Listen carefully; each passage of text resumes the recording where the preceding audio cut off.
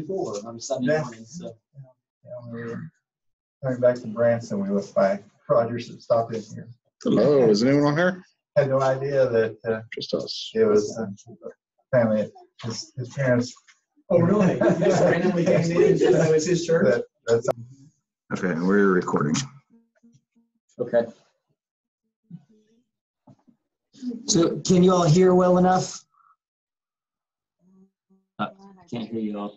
No, it's better that way. If they're muted, it's better just have them do a thumbs up, because if not, you're going to hear everything that's happening. It's not. I was going to ask them to mute themselves unless they want to say It comes, yeah. It's coming and going. Coming and going. It's going to be really hard to get it. Yeah. No, that's a good idea, though. Mute yourself and which one is going to be on. SCC Disciples Hall guests. Is there another one that's you do a hotspot? Disciples Hall is the best. Nobody, leave it alone, please. Leave it alone.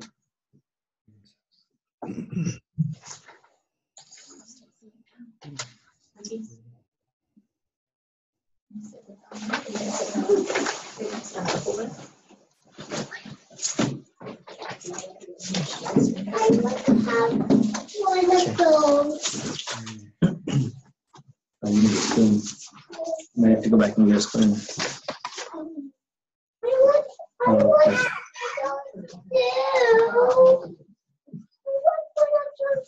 Okay. You better go. I want one of those. Let's share. Okay, we can all share. Let's all share. And then I'll refill it. All right, we changed our Wi-Fi. Can y'all hear us now? It's better you.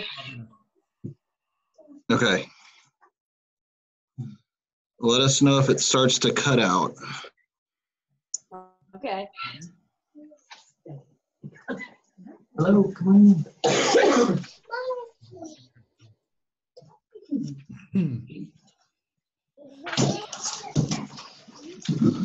Yep, you're Okay. So if y'all could maybe just mute your microphone, that way we don't get any sound back. Should be in the bottom left as you scroll over the screen.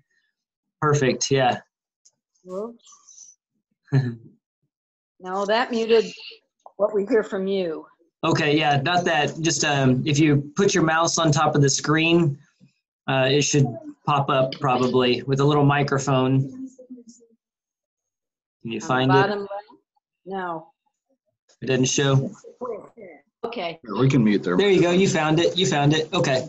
And if y'all need to, if you need to say anything, just unmute yourself and get my attention. Say hey, hey, hey, or something. So, okay. Are you good? I think we're good. Let's see. And I've got some handouts that I can send. I'll email to you all so that has some of the stuff that we're going to talk about. So, but you all here should have them. Let me get mine. Right. All right. I'm glad that y'all are all joining us. I think it's going to be fun, a really fun group. I'm excited for this, excited to share this with you all. So I'll kind of go through some stuff and stop me anytime if you have a question about anything. Just holler and let me know, and I'll back up or go with anything. So I started, and I'll try to speak up. Can you all hear me okay? Thumbs up? Okay. All right, good. All right, so I got to start with packing because I know a lot of you have questions about that. So some of the things that you might want to think about is packing a swimsuit. The opportunities for that will be in our hotels. Most of them will have pools. The Dead Sea, if you want to float in the Dead Sea, that's a neat experience. Just don't shave your legs right before you go do that. Or your face, maybe, yeah, because it'll burn, it'll sting, but it's fun to float in the Dead Sea. Yeah. You'll also need a swimsuit if you'd like to be a part of a baptism in the Jordan River, if you want to get in there at all, and possibly we might have the opportunity to get into the Sea of Galilee. So those are the times you might need a swimsuit. Hats. A hat is good. Yeah, Michelle's got one. So this is my bag that I take everywhere.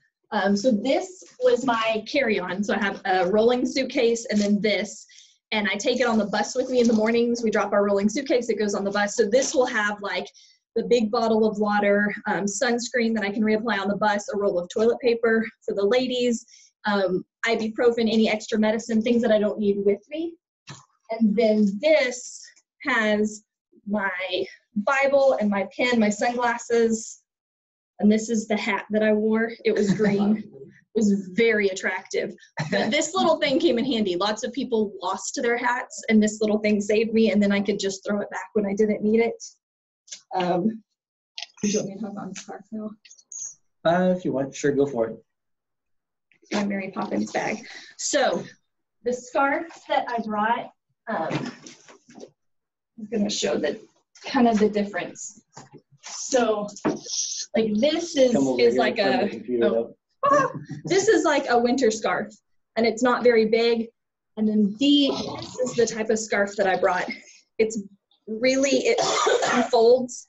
So when we go on the Temple Mount, all the women, you have to have your head and your shoulders covered. And so this way I could cover everything. And then if you're in shorts someday and they say, oh, you have to have your knees covered, you just wrap it around you and tuck it in, and then it's a skirt. So this I carried with me everywhere because I wasn't sure what sites you had to have your head covered in and what sites you didn't.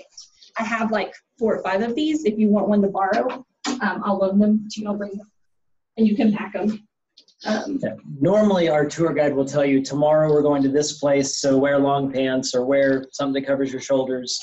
But she always has it because she travels with me and I might end up somewhere else. So, no, it'll be great. So yeah, men don't have to have hats. So women have to have their heads covered in some places. Men don't necessarily. Except when we go to maybe Jewish spots like the Wailing Wall, the Western Wall. But at those places, they have little yarmulkes. And so I actually took one home as a souvenir for Matthias. So you can pick up a yarmulke. So you don't have to have a hat, but I'll probably bring a baseball hat anyway. Yeah, sunglasses you'll probably want. Sunscreen you talked about. Comfortable walking shoes. I'd recommend those over flip-flops or something like that. You wore flip-flops a lot, but the only time I wore tennis shoes was Mount Sinai, but I have a really nice pair of flip-flops, and I don't like socks. Yeah, I wore flip-flops some, and they started irritating my feet because of walking enough, so I switched to shoes. But something that's comfortable that you can walk a good deal in. Even though it's going to be really warm, bring one light jacket or light sweater, something you can just kind of pull on over. You'll definitely want it for when we're going up Sinai. It's pretty chilly as we were going up. So I just had like a light windbreaker that I put on. I had a sweatshirt, and that was one of the things that I kept in my bag on the bus because I could roll it up and use it as a pillow, or the AC goes on the bus and I get cold. So if you get cold on a bus in the AC. Yeah, the buses will be like the big charter buses that you see around here. They're nice, they're modern. Let's see, so pants that go past the knees for a couple of days. Michelle said capri pants are okay. You said you packed one pair more than twice? I think I packed a few pairs, just had them just in case, but I wore shorts as much as I could. So either way is fine as long as you've got some long pants. A plug adapter, you have ours? Yes. So this is something you'll probably need to buy or borrow to go on this trip.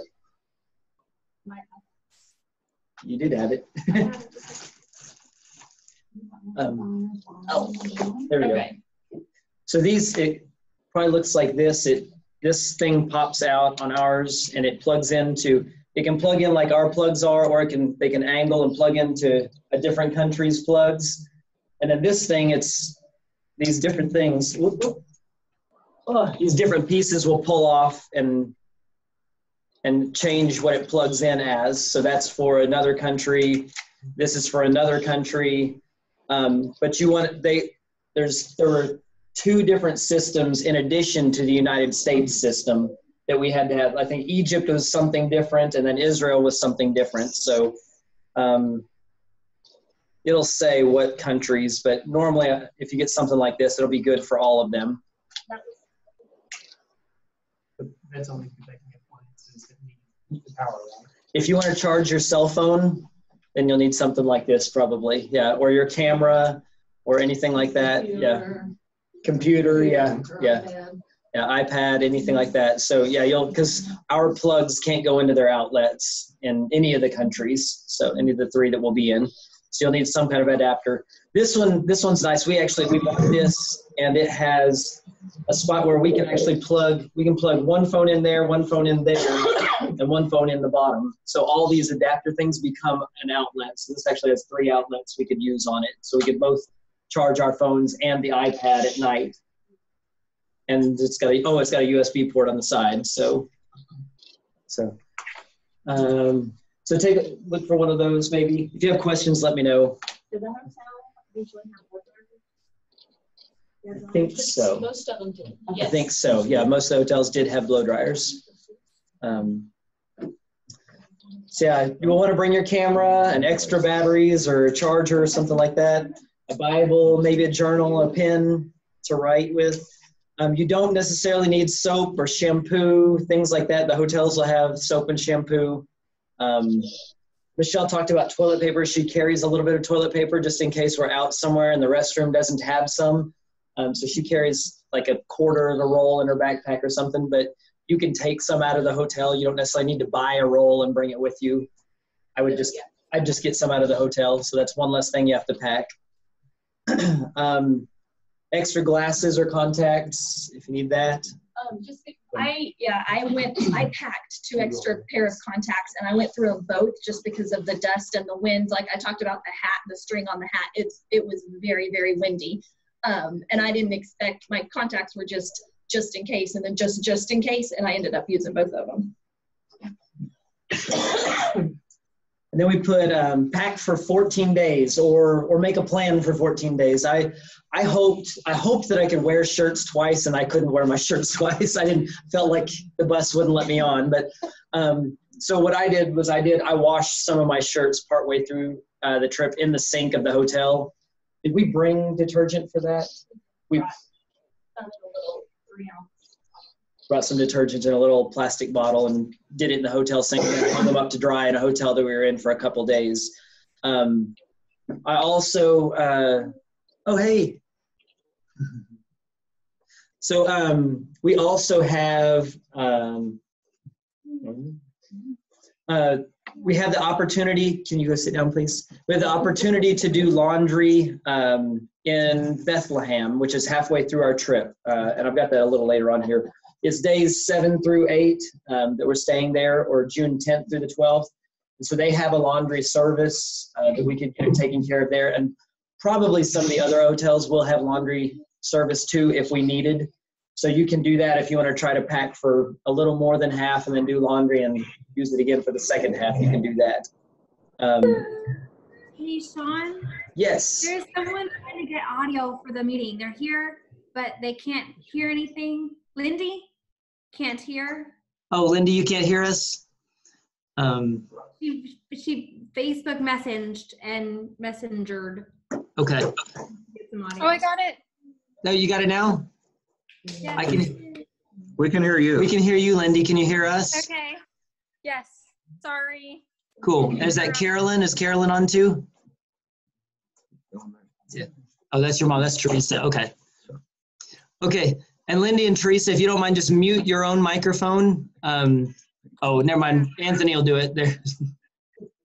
Okay. So you're muted now. If you need to talk to us, just unmute yourself and get my attention. Wave at me or something. So, okay. Let's see. So packing, pack as lightly as possible because you'll be responsible for your own luggage. I can't haul everybody's. I'd love to help you and I'll try to help you, but I can't take care of everybody. So you may be responsible for getting your own luggage sometimes. So do that, and we'll move it often. You notice we don't stay in the same place a whole lot. So, but you also may want to leave some room for souvenirs. So I think last time we took a huge suitcase. So we had space, but we still tried to pack light. We had some extra stuff over there. Yeah, some people I've got here, some people pack a second bag into their first bag for souvenirs if you want to do that, if you're planning to bring back a bunch, or some people plan to throw away their dirty clothes at the end of the trip. That's not me, but so, I know. So you don't have any need for fancy clothes. You won't need to dress up. I'm never going to be this dressed up. I'm going to wear probably a t-shirt and shorts or pants.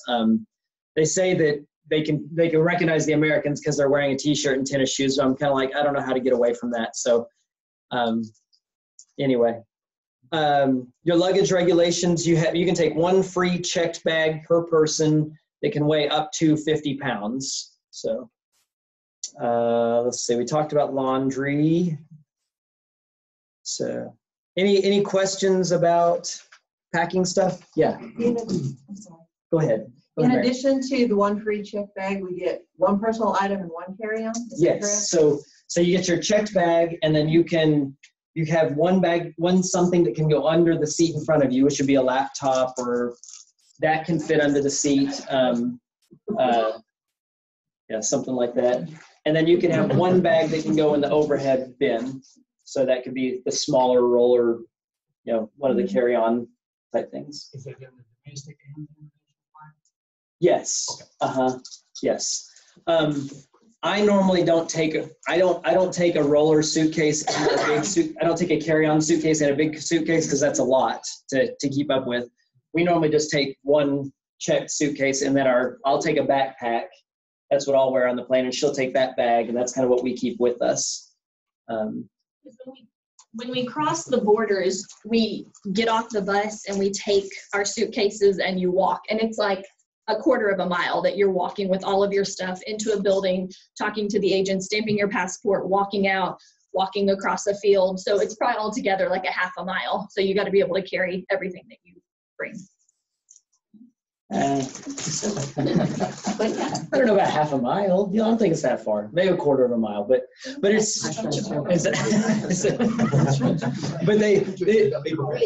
it is interesting because this was odd when we went. Nobody takes us across the border.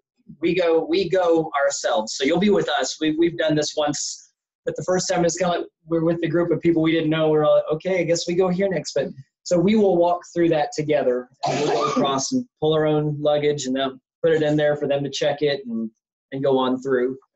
So yes, you'll have to have your own bags. So that's why I'd recommend maybe just one suitcase probably per person if you can get away with that. It's easier that way, and then a backpack or over the shoulder bag or something like that. But yeah, on the way back, if you had a roller bag packed in your suitcase and then you had two just for the flight back. You could do that and make one of them a carry-on if you want. Shawn, I have a question. Yes. We did talk about medicine. Does your medicine need to be in the bottle with the prescription, or can you do that in just a little baggie or does it need to have the actual prescription on it going from country to country to country? I took my prescription migraine medicine and their individual tablets, and they don't have my name or a prescription on them. They never checked our medicine, but that's something we can look up just to be sure. I didn't know if that was something that was I've never had taken any medicine before when I've been in Europe, but I do have something now I take it. So if they look and say, well, what is it? Did you bring this in? Are you trying?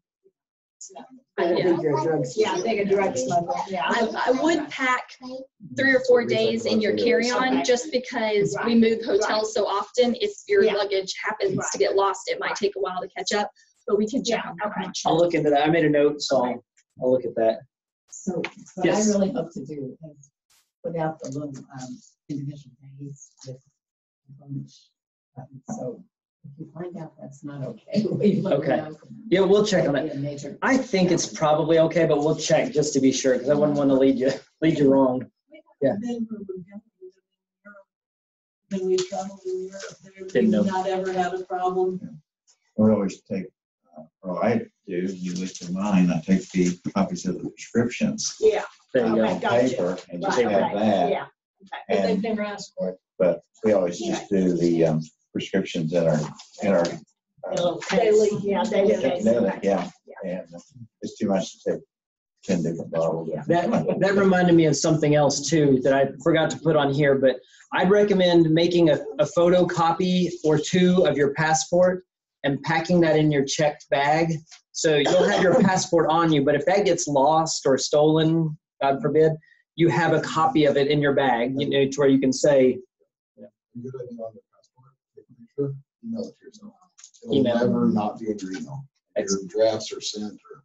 We do that for all of our. So, yeah. travel. excellent, that's a good idea, yeah. So you don't, you worry about losing anything, you can always log on to Yahoo email from wherever. So, yeah, okay. Do you all have any questions about packing stuff? None? Good? Okay. I'll move on then. Let's see. Okay, so weather, I put the weather for kind of the main areas will be there. So for Cairo, which is where we are first for a couple days, the average low and then the average high. So the average low is going to be 71 degrees. Average high will be about 95 degrees for June. And then we'll go down to Mount Sinai, and you can tell it's quite a bit cooler. So the average low is mid-50s, average high is the upper 70s.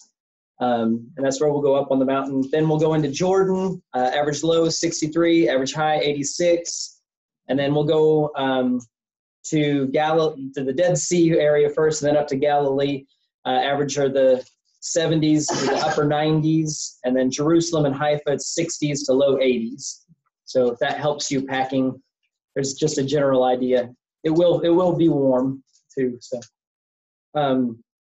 water bottles, you'll want to drink a lot of water throughout the whole trip. And we found, because we travel cheap just for ourselves, and so they'll sell water bottles on the buses generally, and they might say 2 for $1 or maybe 3 for $1, something like that. We went into a little bodega. We just wandered down the street in Cairo, went into this little bodega, and they had these huge, like, 1.5 liter water bottles for like 3 for $1. And they were selling the little bottles 2 or 3 for $1. So we bought a bunch of those, and it was a lot cheaper. So if you want convenience, you can buy them on the bus when you need them. If you want to save a little money, we can go find a little bodega and buy a few. And we just carried those with us and refilled them when we had access to good water sometimes. So. And we had the big ones, in our bags, and I think sometimes we might have even got a littler bottle and poured into it. But Shawn carried his backpack in it, but we had the big bottles that we left on the bus because we're never off the bus for a huge amount of time. Yeah. So, and your stuff will be safe on the bus. It's just a matter if you want to have your Bible there at the site, because we'll read the story that happened at the sites and things like that. So. You're free to leave stuff on the bus a lot of the time. Drinking water, so we were told that the water is safe to drink in the hotels. You can drink it out of the tap if you want, but it has a higher chlorine content. So some people recommended not drinking it out of the tap because it might upset our stomachs, because our stomachs aren't quite acclimated to that. I drank some out of the tap and I was fine. We brushed our teeth with it. He has a stomach of steel. I did not drink it out. So there's that. It's not like you're going to get Montezuma's revenge or anything like that, but it could upset your stomach. So use your best judgment with what you want to do there. For gifts, it's a wonderful blessing if you want to bring a gift for your host family, because we'll stay with families in Bethlehem for one night. And so if you want to bring something small or something to give them, especially if it's something unique to where you're from Tulsa or Arkansas or Texas or things like that, that could be nice. Question. Yes. Not understanding the culture, I'm not sure of what things might be appropriate or not appropriate. I've done some research on the internet, and strange things like they love maple syrup. Oh. Bring a jug of maple syrup. Oh, wow. You're going to pack a jug of maple syrup? But that doesn't really seem like an appropriate gift or a big enough gift. So would love some suggestions if. Let's see, when we went last time, we kind of had a relationship with the people we were staying with already because our family knew them. And so we knew they had 3-year-old twins. And so we brought some little puzzles and stuff for their kids. But I don't know if the people you'll stay with will have kids or not. So because they use a lot of olive oil in their cooking, we brought one of the hand-blown olive oil things. It was from Silver Dollar City, but we met the gentleman that blew it, and he signed a card for them and took a picture with us holding it. That's right. I think they don't wear many T-shirts over there, but that may be something they like too. I mean, it's something unique that not everybody has over there. So if you... I found a coffee mug at Starbucks that was made specifically for Arkansas that had the flag and the state bird and the state flower and the diamonds. And I purchased that months ago thinking, well, I can put that back. And if it's not appropriate, then it's something that, I can keep. But does that sound like something that would be appropriate or interesting? I think so. I really think if it's something that you thought was meaningful, I think that's what'll be what's the nicest thing. There's the folks that we'll stay in homes with are not Muslims. If they were Muslims, I'd say don't bring anything alcoholic, because that Muslims don't drink alcohol. So, but the folks we'll be staying with are Christians, and so I think anything you feel would be special would be okay. I'm sorry, I don't have more that's than okay. that. I don't really that gives know. me a better idea. The more I read, the more confusing it got because of the differences in culture, and you couldn't maybe get a gift specifically for the female of the house because that might be looked at inappropriately, and this is getting confusing. So I don't know. I'm sorry. So some generic type things that the whole family can use. That might be good. Yeah. When I read it was more like gifts for the household. Okay. The coffee mugs and dishes and wares and things like that. Video's not coming up. Michelle, Yes. is this like in compensation for them, or are they getting paid any other way to help figure out It's more, That's good. they just Here. they just kind of have that. Hospitality is very ingrained in their culture.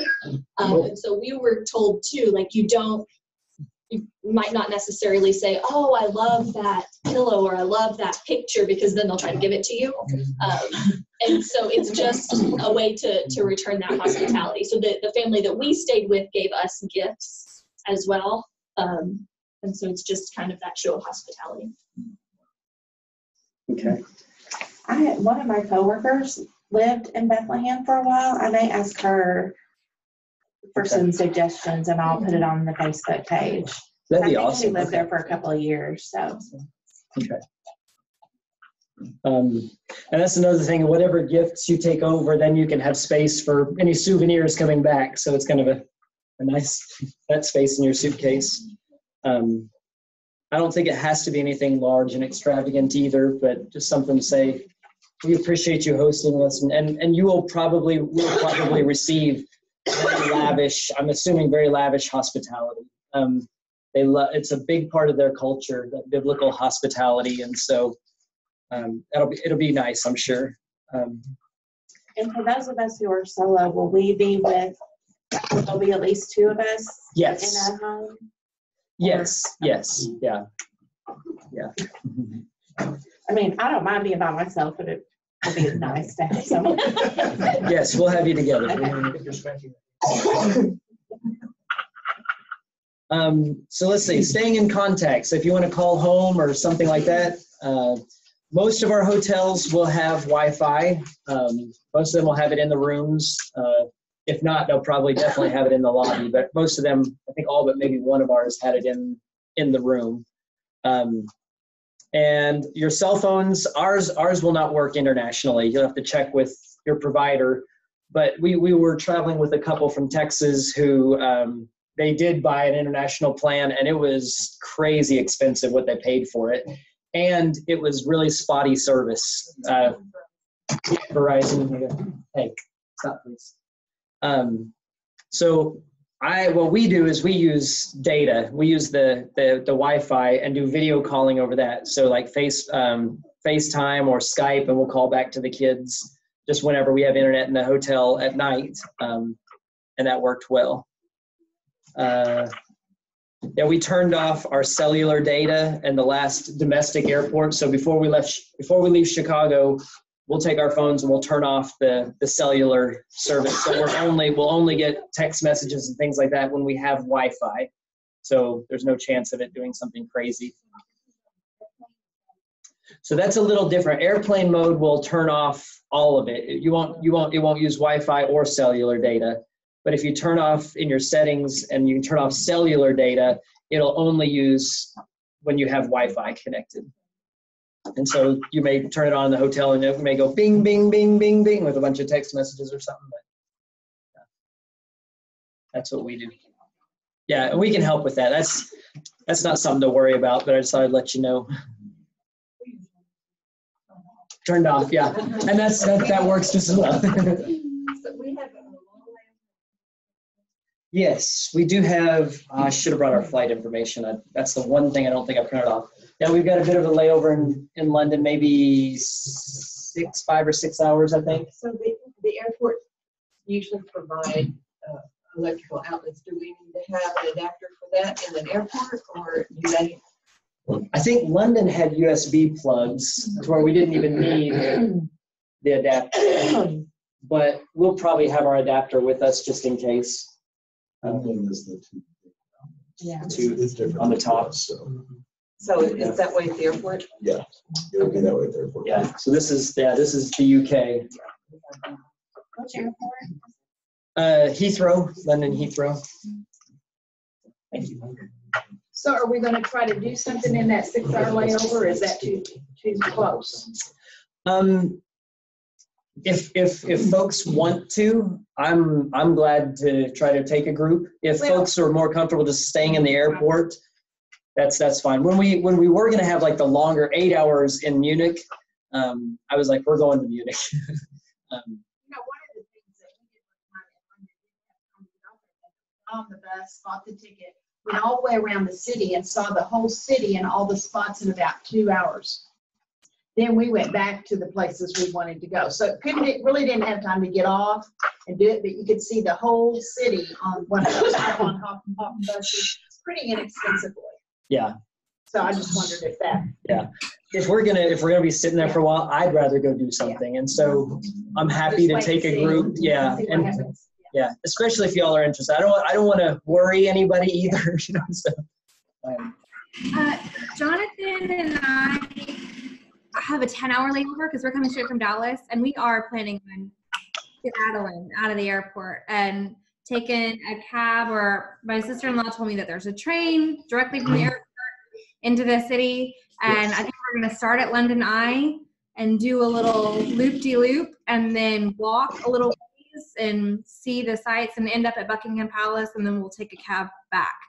And I'm not planning on being gone more than 3-4 hours because I am a worrier, but I'm also like, come on, I'm in London. I got to do something. Yeah. And you all get into London a little earlier than we do, don't you? We get in at like 6 or 7 a.m. Okay. I'll look again, but I think y'all's flight to London, you're on a different flight to London, and I think y'all get in earlier. Yeah. But We're out of Dallas. We leave from Dallas to London. Okay. Yeah. Excellent. Let's see. So money, this is another big thing I know there are a lot of questions about. I recommend withdrawing money from ATMs in each of the 3 countries. So check with your bank to know if they charge ATM fees. Some banks will cover that. They'll say, we'll reimburse you for whatever an ATM charges. Those are great. But you get the best exchange rates through ATMs and credit cards. They generally have the best exchange rates, better than the little stores or better than the airport or any of those things. So those are the ways I'd recommend going. You can do it how you like, but what we normally try to do is we try to withdraw about how much we think we're going to use in Egypt early on, and we'll just carry that and use it as we go through Egypt. Then we get into Jordan, we'll withdraw what we think we're going to need for Jordan, and then we'll withdraw once we get into Israel. They all use their own separate currencies, and so whatever you have left over from Egypt is not going to work in Jordan or Israel. And so what we do is normally at the end, we tip because we're going to have a different bus driver and a different tour guide in each of the countries too. So we tip as we're leaving them. And so I'll normally take whatever we have left over in that currency and use that and supplement with American dollars. Because you can tip in either either one, whatever you like. But you can't use a credit card for tips. So let's see. I would say check what credit card you have. Check if they have foreign transaction fees. So we use a Capital One credit card, which has no foreign transaction fees. So we use that anytime we can. If they'll take it, then we use our credit card, because then we don't have to pay with cash as far as that goes. Let's see. Pack your money in different places, just in case you happen to lose a suitcase or something gets stolen. Put it in multiple places. So I carry this. This goes around my waist and under my pants. And I carry my, yeah, it got very sweaty. So it's been washed. So The wet money.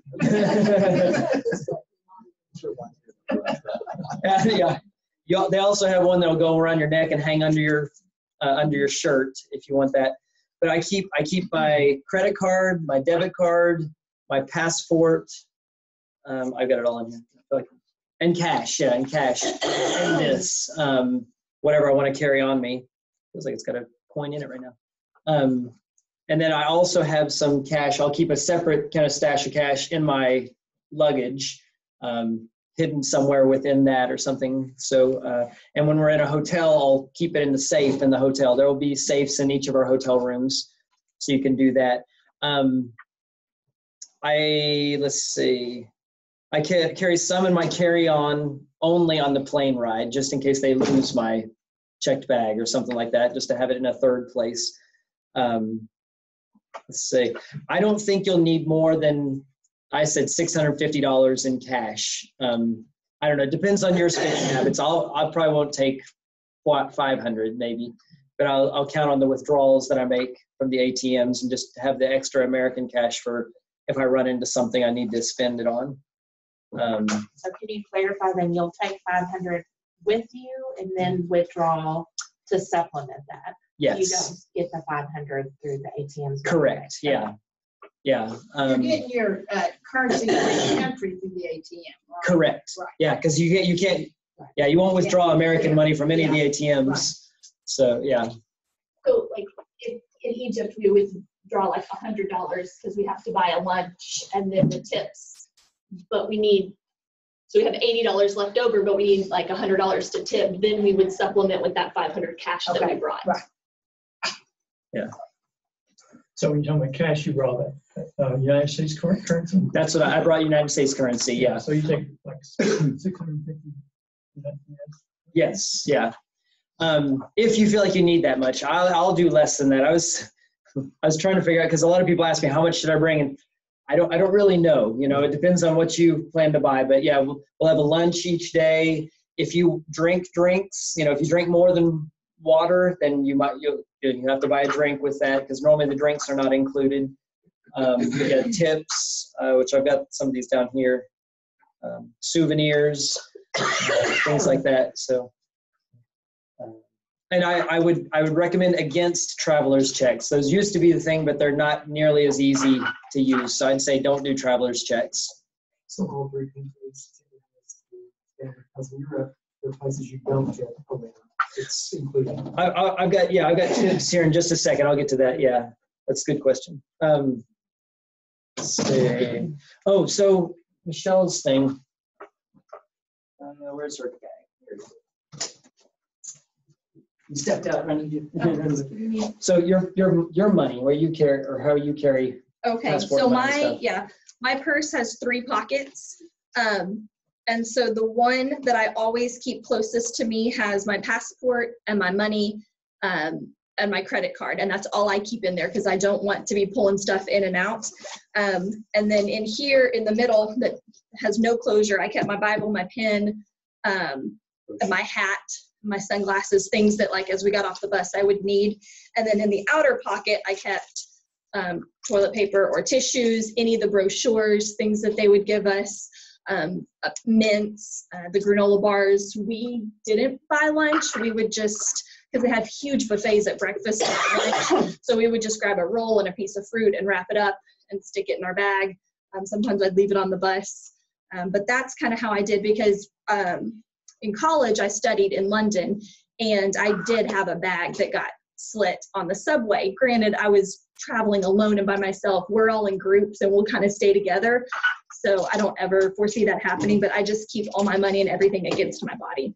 But yeah, if they slash your bag, then they get the brochures and maybe they cut your Bible or something, but they're probably not going to get through to the stuff you really don't want them to get on the inside. She didn't even know it happened. Yeah, I got back to my flat and realized it was, and they had apparently reached in and pulled out, and it was at that time brochures and my ticket stubs from plays and things. So and they can do it without you noticing they're picking your pocket. So if I do have my wallet, I'll put it in a front pocket or something, which I'm not going to carry my wallet this trip. I'll have it in that money pouch, but yeah, they can slip in and get it out of your pocket without you even knowing, and so they're real slick at it. But I doubt that'll happen. But just in case, they'll also look for an easier target. So let's see, tips and tipping guidelines are all over the place. I tried to find something to give you, and they had all sorts of different things, but for the guide, so for the guide, it was anywhere from like $5 to $9 per day per person. Some of them said $5 to $8. Some of them said $6 to $9. So it's kind of based on what kind of service you feel like you're getting. If you really like them, you can do a little more. If you can do a little less. The driver, so $3 to $4 a day. If you want to do hotel housekeeping, you can maybe leave $1 on the nightstand per day if you'd like. Porters, which sometimes I feel like it's a waste because they'll take your money off or take your bag off the bus and then look for a tip. But like I could have done that, but sometimes they'll take it off the bus and take it up to your room, and they insist on doing that. And yeah, there have been times where I'm like, no, I can get my bag, it's okay, but they're trying to do it to earn their livelihood too. So restaurants, I think you asked about this. Customary tip is maybe 10 to 15% rather than 20% here, something like that. So U.S. currency is fine for all the tips except maybe in the restaurants? Even there, they'll take U.S. currency. Okay. Anything you want to tip them in is fine. And that's why I suggest bring a stash of $1 bills, because it's just nice to be able to do that. And especially if you haven't yet changed your money and somebody takes your bag off, you can say, here, thank you, and they can change it pretty easily. So, yes. How do they dress a certain way if they're actual porters? Because we've had experiences where it's particularly wrong. Someone is grabbing your bag and taking it and say, we don't want you doing that, and they just keep on. So anyway, is there a way to know? We never had a problem with that because the bus pulled right up and it was hotel staff, and they were obviously dressed like hotel staff. And our guide will take care of us. So they'll be with us and they'll make sure, and they'll tell us what to do. Some hotels, they'll say, leave your bags outside your hotel room door by 3 a.m. or something, and then they'll take them all downstairs and have them all roped off and ready to go on the bus. Or sometimes they'll say, bring your bag downstairs and have it here in this spot at this time. And that's one thing too, we'll ask everyone to be on time because we are a group of, I think, 30. So including Michelle and I. So if you're late, you make everybody else wait. So we're gonna ask everybody, please be punctual, or we'll have a talk. So let's see. Yeah, so the reason I say take a supply of $1 bills is because you can't make change. If you bring $20 bills, which you might want to have some 20s maybe, but if you bring 20s, they can't change it because they don't have US $1 bills. But we did have, our guide did change a little bit of money for us. We had some cash and he changed it to Egyptian. Bassem will be our tour guide in Egypt. He was our tour guide. He was so good. He's the one we worked with he's arranging our Egypt travel for us. He was really nice. He really helped us out a lot. I put the additional costs to account for there. So the departure tax from Eilat. So we go we go, let's see, we start in Cairo, we go down Sinai, see Mount Sinai, come back up the other side, so that's kind of a peninsula there. And we go, there's this little, the water goes up there, and there's this little strip of land where you cross into Israel and then into Jordan. But to go across that little, like maybe 5-mile strip of Israel, they charge you a departure tax to get out of Israel and go into Jordan. So we'll have to pay a $35 departure tax there per person. And then once we leave Jordan to go into Israel, we'll have a $15 per person departure tax. And is that in Egyptian? That's in U.S. right there. I believe that'll be in U.S. They may have an option to pay for it. If you have extra money and you want to get rid of it, you can probably pay it in Jordanian dinars or Egyptian pounds. I think it's Egyptian pounds. So will the guide collect that money and take care of it, or do we have to go up to our office and do this? Or yes, I think the guide will take care of that. Well, our guide in Egypt did. Oh yeah, in Jordan we paid for our own. We took care of it. We went up to the booth and we paid for it ourselves. Yeah, leaving Eilat, we had, and I think our Israeli folks are gonna. I think they'll be very good. They're actually gonna drive down to that little strip of land and take us across the 5 miles and then drive back home. And then we'll spend a couple days in Jordan, and then they'll meet us as we cross back into Israel. So I think they'll probably take care of us. What is the conversion rate from the different currencies and everything? Because yeah, $35 in the U.S. money may only be 10 So I haven't checked it recently, but I can tell you definitely from when we were there, the Egyptian pound was pretty weak compared to the dollar. It was like 16 or 17 of their Egyptian pounds to $1. So the economy was very depressed. The economy has been coming back. Their tourism has just started booming. And so that's part of why I was trying to keep it as cheap as possible for us, but he's saying, we got to get this booked because the prices are just going up quickly. So I don't know what it is now. They may have gotten a little more strong. Jordan, the Jordanian dinar is kind of strong compared to the dollar. I think it was $2 or $3 to one Jordanian dinar. And then the new Israeli shekel, you'll see NIS, or this little symbol. I'm trying to remember what it was there. Yeah, 1-1. I think the dollar was a little stronger. Yeah, but it was fairly close. So, the Mount Sinai camel ride, I'll talk about that a little later, but if you want to do that, it's $30 to go up on the camel. And we rode for probably an hour or two, a couple hours perhaps. So you get your money's worth on that one. Personal expenses, if you want to do laundry, that's another cost. Tips, we talked about. Lunches each day. If we'll probably go to a restaurant. If you want to get lunch there, you can do that. Beverages, if you buy a soft drink or something, that's going to be a cost. Water.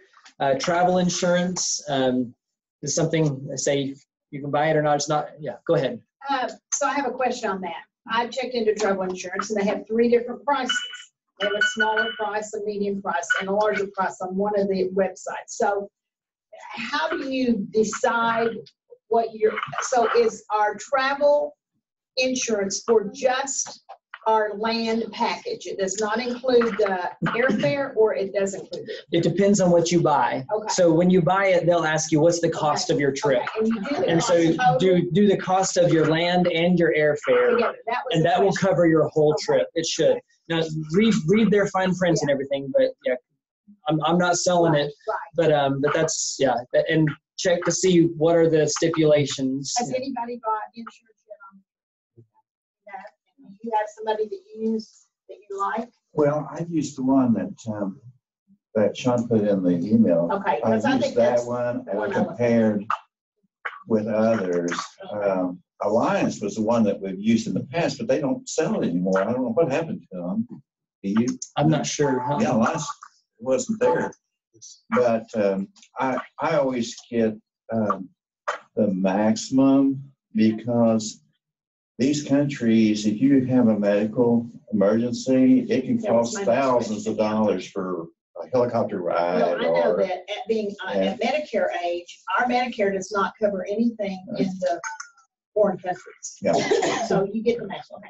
Thank you so much. I do that. Now that's just being safe. Because I have a friend who also said she got medical insurance for the 10 days. She was over in Germany for 14 days, and she bought a policy for, she had had a stroke before, and so she bought a policy just for the medical thing. She felt that she needed to do that. So. That's primary what we do. Okay. Yeah, because it can cost, and it can make a difference between whether you survive the Yes. Okay. or not there. Because if you don't have the insurance, they won't take you to the to get medical.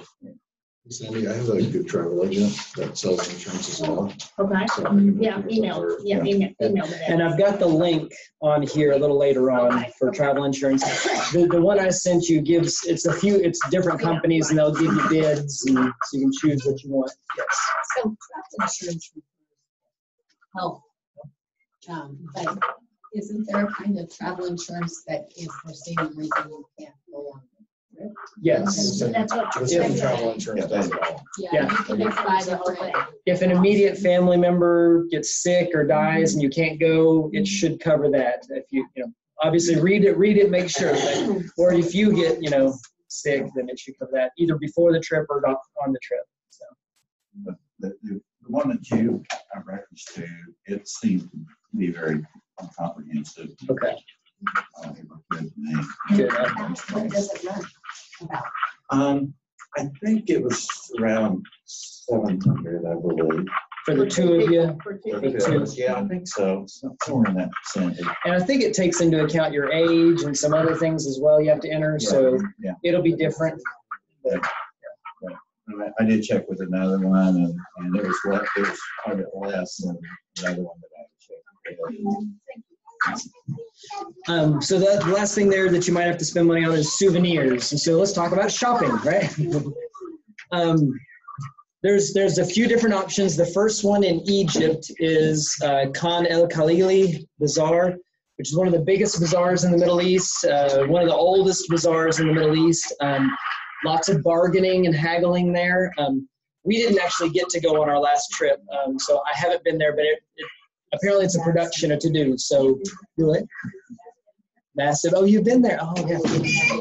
So, and they've got all sorts of stuff. So we told our guide we want to go there this time, so we'll go there. The best prices are probably in Bethlehem. That's what we were told, and unfortunately, Donald Trump was in Bethlehem at the same time as we were, and so we didn't get to go shopping in Bethlehem last time we were there, but they had a curfew and everything shut down. And so, but hopefully, I don't think Donald Trump's going to be in Bethlehem while we are this time. So Jordan had some really nice things, way out of our price range, but they had some really nice things.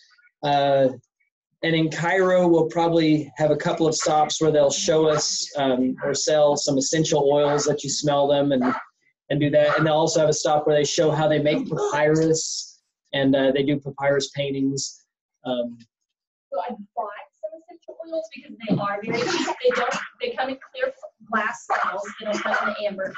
And I don't think they are as great of quality as some of the other essential oils that are sold in the United States, but for the price, I mean, it's less than 50%. So even if it's 2-to-1, but you can make up your own mind. So, yeah. Just our experience. Safety. Do you all have any questions about safety? You'll be safe. Do you have? I have one question. Yes.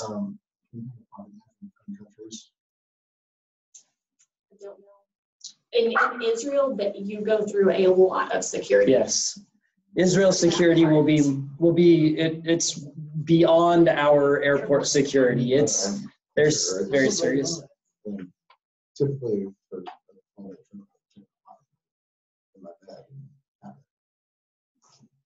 I mean, you walk through with your luggage. They screen your luggage, and I think you need to cut it out. I don't know. You should use the bag from the hotel to cut apple. Do you want me to check on that? I'll check on it. You'll check on it? Okay. I don't need film. Like, I don't pills on It's, I didn't know apples came with pills. Yes, I won't eat any apples, so. Yeah. Yes. So at Thanksgiving, our family was kind of bombarding us. Do you realize that Jordan is on some, Egypt is on some list that something or other. This is nothing I'm concerned about. Yeah. So we, when we were going last time too, I had my uncle. Well, my uncle was going to go with me, and my uncle works for NASA down in Houston. And then he ended up backing out because there was a travel advisory that they shouldn't go to the West Bank. Government employees shouldn't go to the West Bank, and so Bethlehem is in the West Bank, Jericho's in the West Bank, a lot of those places. So he backed out. But I talked to our travel folks there, and they said really you're safe. They said the situation here is very safe and very very calm. When we went, we never felt like we were in any danger. I never was scared. When we traveled in Egypt, we actually had an armed guard on the bus with us the entire time, and it's something. It's the law. It's the law in Egypt that if they have an American or a Brit on the tour, they have to have this armed guard because they don't want an international incident with those countries. And that's been the law since 1980s. That's not new. So we actually had a guy with like an automatic weapon under his suit coat who went with us everywhere. I was like, ooh, I'm staying with this guy. It was really nice in traffic. Like if we were trying to get from one part of the city to the other, he'd get down and like stop traffic and wave people. And when we were there this summer of 2017, that Easter before, there had been the bombings in the churches in Egypt. Yeah. And our guide talked about that and said they will not, for better or worse, they will not bomb the tourist areas. Tourism is their livelihood. But he shared the amazing story that the Muslim extremists were bombing the Christian churches during Holy Week. Like everybody's in the church from Palm Sunday till Easter. And he said after the bombing, he said the church was packed. All of the Muslims came and sat in the pews and said, if you're going to bomb the Christian churches, you're going to kill us too. And it was packed. And they stood outside. And if you look up any of those things that happen in Egypt and look on the map where they happen very far away from all of the cities around the Nile, because there's lots of tourism there, and very far away from Cairo and Giza. Yeah, and they talk about it is. I mean, it's extremists. Most of the folks are very moderate. Our guide even talked about a lot of the women are taking the headscarves off. They're not wearing those anymore because they see that being perceived as extremist. And so a lot of the women they're not wearing the head coverings, and the full veil and all that anymore because they don't want to be perceived as these, extremists. As you say, that's not who we are.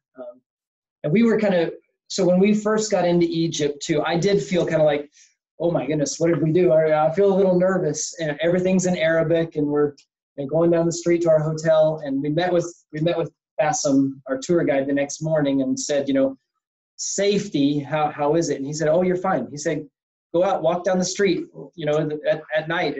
Everybody comes out because it's hot in the daytime, so they all come out at night.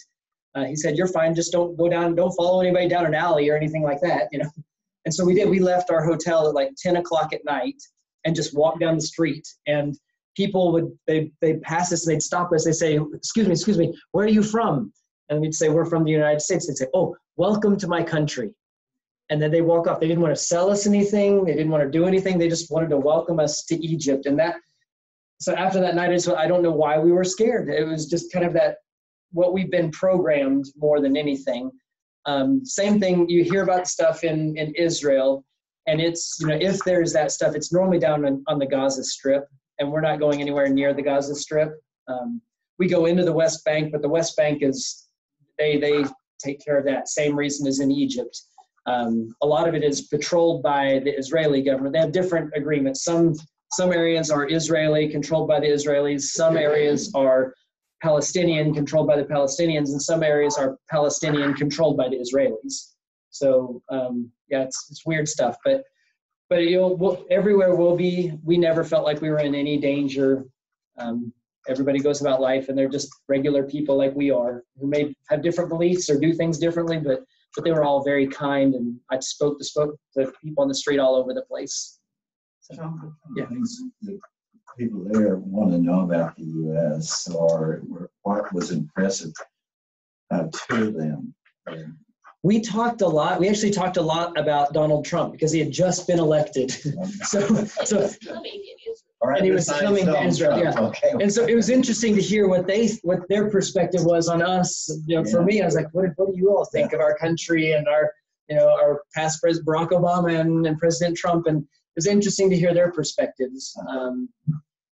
I know they probably see a lot of tourists. It's interesting because I think they know more about us than we know about them. Yeah. Which is kind of sad too,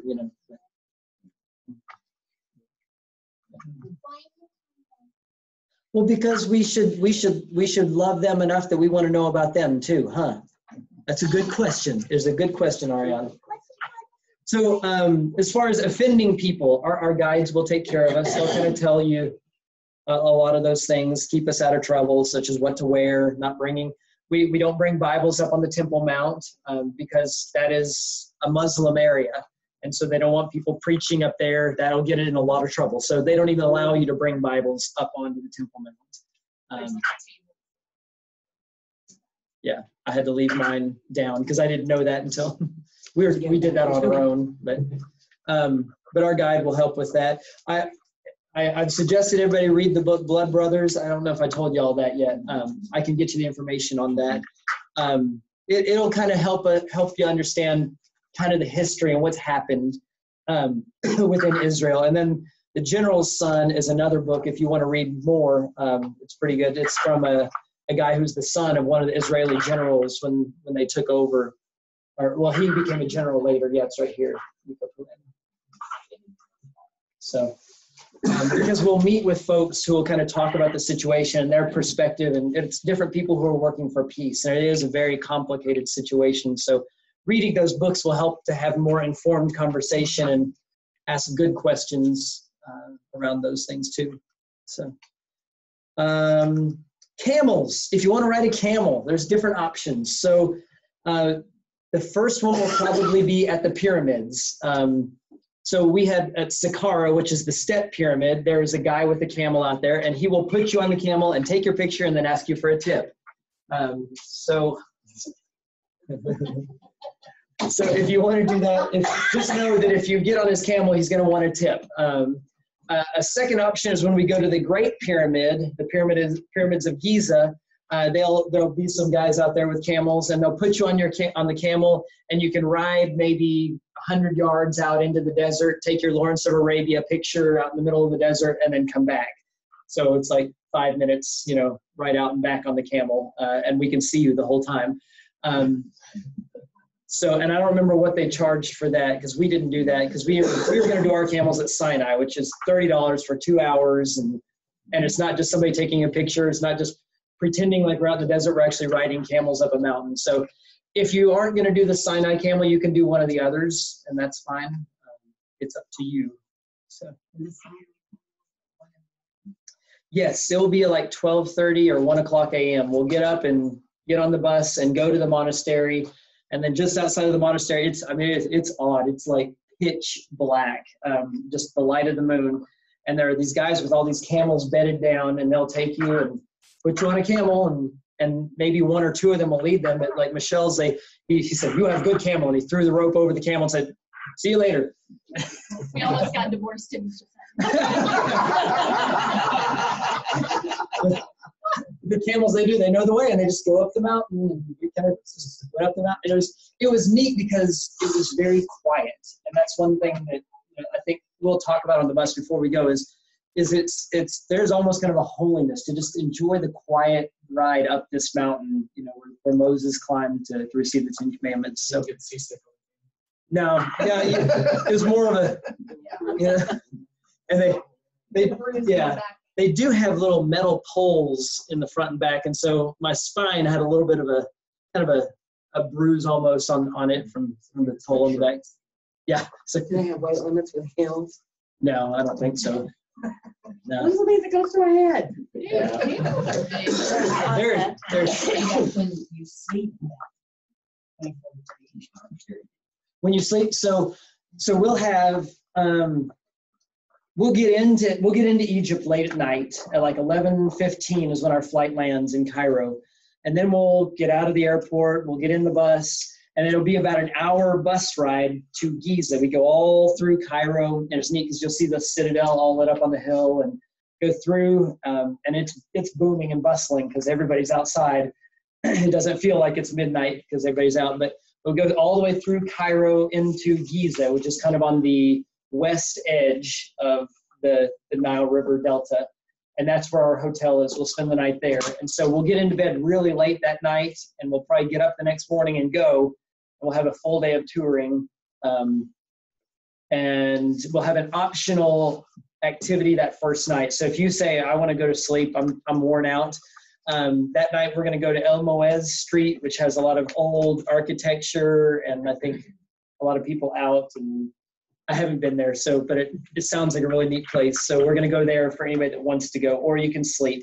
The next day we'll do the pyramids and all that, and then we'll go to sleep. And then the next morning we'll get up early and we'll get on a bus, and we're on the bus most of the day. So if you can sleep on a bus, you have that day. And our tour go under the Suez Canal. Yeah, our tour guide actually said it's best if you can go that first day like it's regular, like a regular. It helps your day to acclimate to the time change, rather than trying to nap or something. Just go that first day, and then your body will catch up quicker. So we'll go down to Sinai and spend the night down there, and then we'll get up early in the morning, do that. We get up Yeah. So when did we go to bed? We got up at 1:00. Yeah.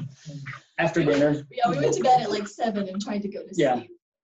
But we went to bed after dinner that night and got up early. But then after Sinai, we come down the mountain and we meet any of the group that didn't go up with us. And we have another long bus ride on the other side. So you can sleep on the bus, or rest at least. Yeah. Yeah. Zero. Yeah.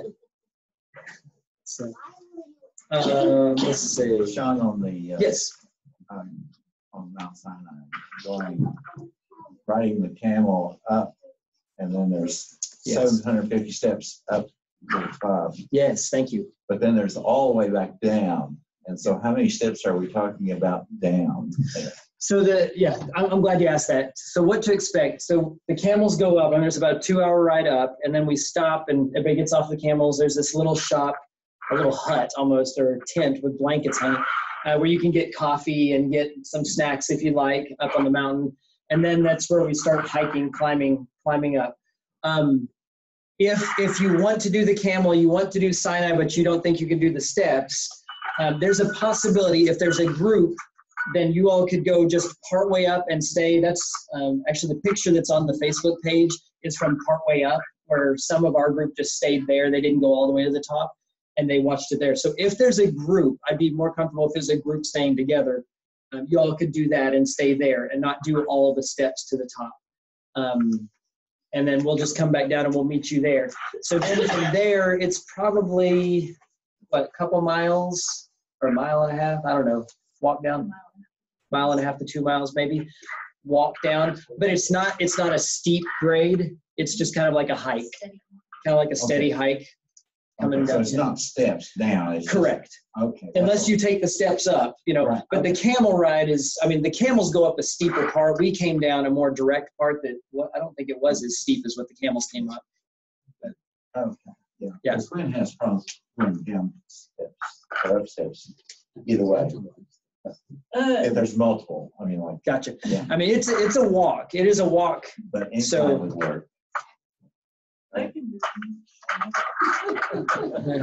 So you're saying we exited a different route? We did, yeah. We exited a different route rather than following, because the camel trail, I think, went out more, and we just kind of went more direct back to the monastery. But the steps, once we get to there, to see Mount Sinai, you have to go up some steps to the 2 different levels. And you come back down those same steps and then start the trail at the bottom. Correct. Right? Yes. Okay. Correct. So if you're going to do the steps to see the top, you have to go up and down the steps. And then at the bottom, we walk back Yes, to town. correct, yeah. And there will be Bedouins there too. So the Bedouins do the camels, the Bedouins have a little shop, the Bedouins are on the steps. They'll be there and they'll offer you your hand. Can I help you? You need some help. And our guide will tell us, if you take their hand, then they'll help you the rest of the way up the steps and everything, and then they want a tip. So, which he said, if you need to do that, that's fine. But yeah, you might agree on the price beforehand or something like that. But there will be some Bedouins there who may help you if you're interested. There are only 163 steps in the Duomo, and I about died going up there. I'm really walking every week. Yeah, we're getting stronger. That's part of why we leave so early too. So you have the time. Yeah, we have time. You don't have to bounce up 100 miles an hour. Anthony will probably go zip because he's so. We can run it about. Yeah, right. You run it. So what time? I think we got back to St. Catherine's about 8 o'clock, I think. And we eat breakfast. And so then you eat breakfast. Yeah, they'll have the hotel will have breakfast for us. That's the best breakfast you ever tasted. How about that food? Yeah. Which our guide says that the worst hotel is at Mount Sinai. So at least you're not in the bed for that long, But it's kind of a St. Catherine's Monastery guest house is the hotel. And it's the only hotel out there, the only thing. Since it is a monastery. No, you'll have room, but they were individual beds. They were all single beds there. So it's not actually in the monastery. It's separate from it. But we'll go into the monastery and see like the burning bush and Jethro's well and some of those things in the monastery. Burning bush, it's not still burning. No, it's not burning anymore. That would be cool though.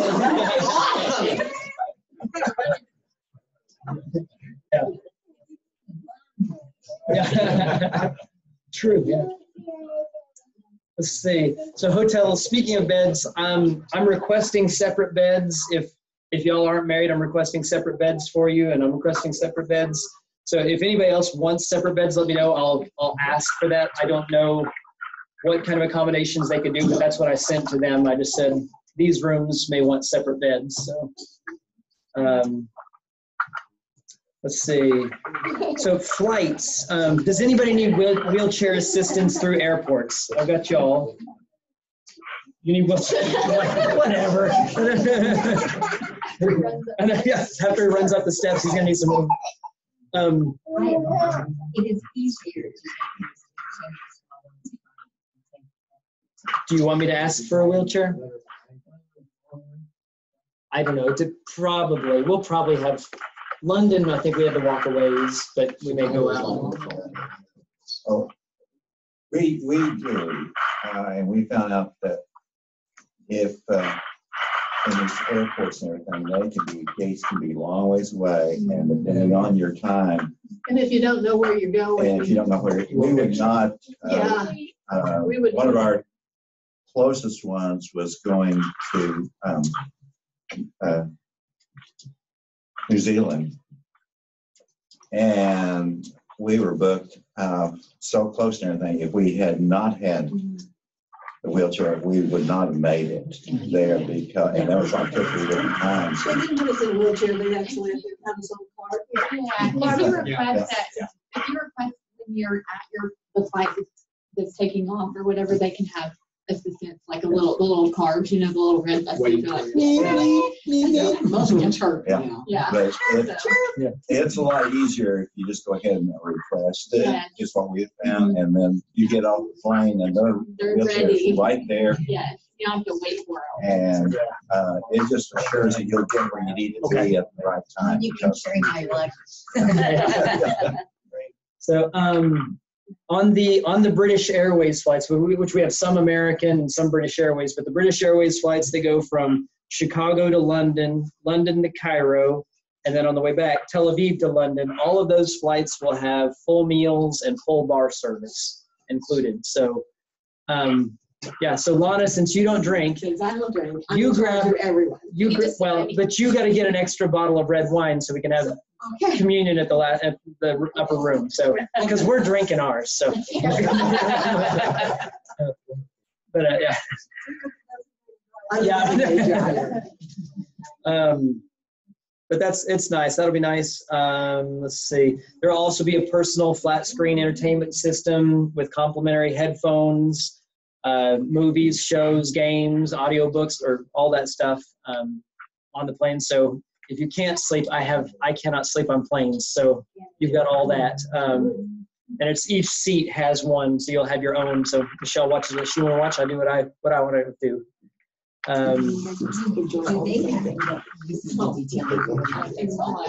they have pillows and blankets? Yes, they have pillows and blankets in each seat, so you'll have your own pillow and your own blanket. Yeah,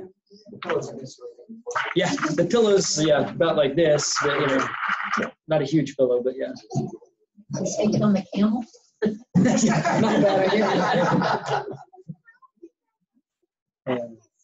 Not like one of the ones we have at home, the little. Let's see. I think that's the main stuff I've got for you there. So if you haven't paid at least $600, I really need $600 from everybody, so that, because I sent the rest of the Egypt payment in, so I've paid more than that for you, and so I could use that if you haven't paid that much yet. And the balance is due before April 15th. If I have to make another payment before then, I may just say, if you can make a payment, but I think I may be able, I think I can put off the rest of the airfare payment and some of the other payments until after then. So, and if I don't have your passport information, I've got a list of folks that don't have passport information here. I know some of y'all are working on that. Yes, I got your check. I sent you an email. Yes, I thought I did. So I thought I did. I got it though. Yeah. So, do you all have any questions? I haven't heard from y'all for a while. Sorry. Yeah. Nope. Okay. So, do you all want to walk through the itinerary? Are you all pretty good with that? Do you want me to? Or I tell you what, I can let anybody go that wants to go, and then anybody that wants to stay, we can walk through it if you want.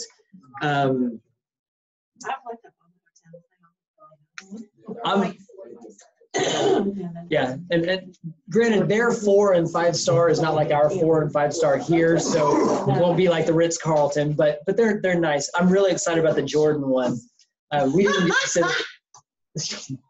the one that we stay outside of Petra. It's all stone, and it looks like an old town, an old village. So I think that'll be neat. Yes. Any travel vaccines? No travel vaccines that are needed. I don't think it should be okay. One thing, so I asked, hey guys, can y'all be quiet? Ariana, Matthias, can y'all sit down for a minute, please? So baptisms in the Jordan River. So I think Lloyd asked some about this. There is sewage in the Jordan River, and they're trying to get this taken care of, but it's a lot, it's runoff from fish ponds and from, towns and other things. So there is some sewage in the Jordan River. And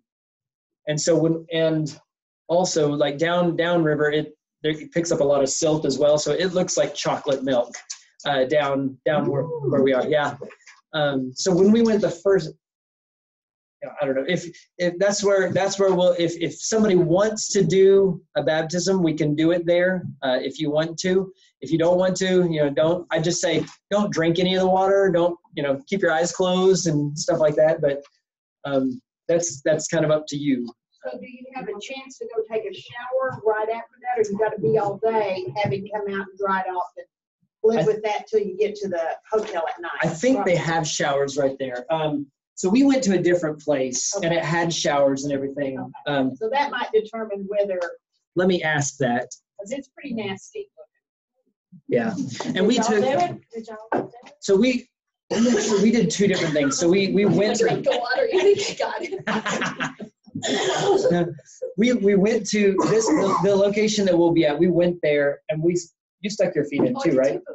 Yeah, we put our feet in there, and we took a bottle of the water from there, And when we got home, I mean, it was like all this sediment, dirt in the bottom of it. And the water actually got clear when it all settled out, but you shake it up and it gets real cloudy again real quick. And then we went to another place, which is up north called Yardenit, which is in a Jewish village. And I asked our travel guides about that, and they said it's really the Sea of Galilee is what it is. It's not the Jordan River. But the water there it's much cleaner, but it's between two dams kind of on the Sea of Galilee. So he said, if you want to do it in the Jordan River. So that's where we'll plan to do it if you want to do it. You don't have to. You can go and you can see it. You can dip your foot in if you want. It's up to you. So I got in.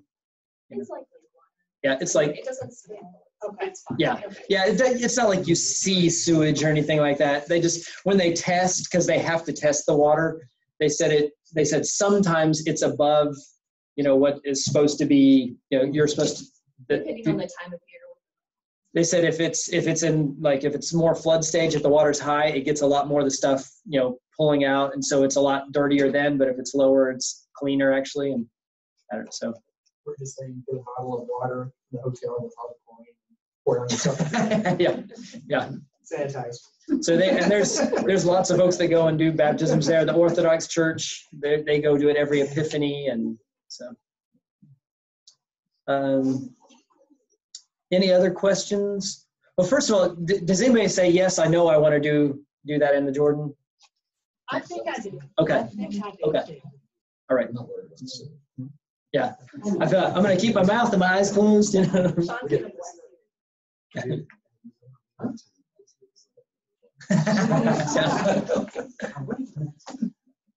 right. So, all right. I think that's about all I've got. Unless y'all have any other questions that I missed.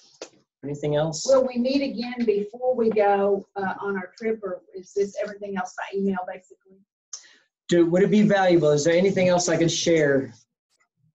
Are we going in group to the airport, or are we going to be responsible for getting to the airport on our own? Yeah, that'd be a good idea. Well, we could drive from here. Let me see about, would you all want to ride together from the church if we offered that, if I asked Ronnie or really nicely? It won't matter. That's whatever's convenient for everybody else, because I don't want to pay 2 weeks of okay. airport parking. You get it back and drive it back from there. Okay, I'll ask Ronnie about, or somebody, if they'd mind driving us in the bus from one location. We hadn't thought about that. That's a good idea. We'll have some in-laws in town, or somebody, one of our parents, for the kids, and so they could drive us, and they might want to go to the airport with us. So. That reminded me too, flights. So the ones who are going out of Northwest Arkansas, they couldn't get all of us onto one flight out of XNA. And so there are actually 2. So what we'll probably do is a few of us will be on the earlier one. Most of us will be on the later one because it's more convenient, shorter layover. But I'll probably go on the earlier one with one group and make sure everything's set up. And then Michelle will take another group on the later flight. And we'll all be there. We're meeting almost everybody in Chicago. So folks who are coming from San Antonio or DFW or Detroit, they'll all meet us in Chicago, except for Angela and Johnny. We'll meet you all in London. Oh, and I think Richard and Angie are meeting. Yeah, they're meeting us there too. They're doing their own. We're flying from Tulsa. You're flying from Tulsa, but we meet you all in Chicago. Yeah. So. Lindy, Lindy will let me know what she wants to do, right? I think she's on there somewhere. She had to go. Oh, okay. Well, I want to say thank you, Shawn and Michelle, for putting this together, because I just know how much trouble it is to even work on a family vacation of just getting people, and then you have 28 other people beside yourself. And I know we all really appreciate your effort, and I know it's going to be great. And, we're never going to, if there's any glitches, it's not going to be a big deal. I appreciate it. Thank you.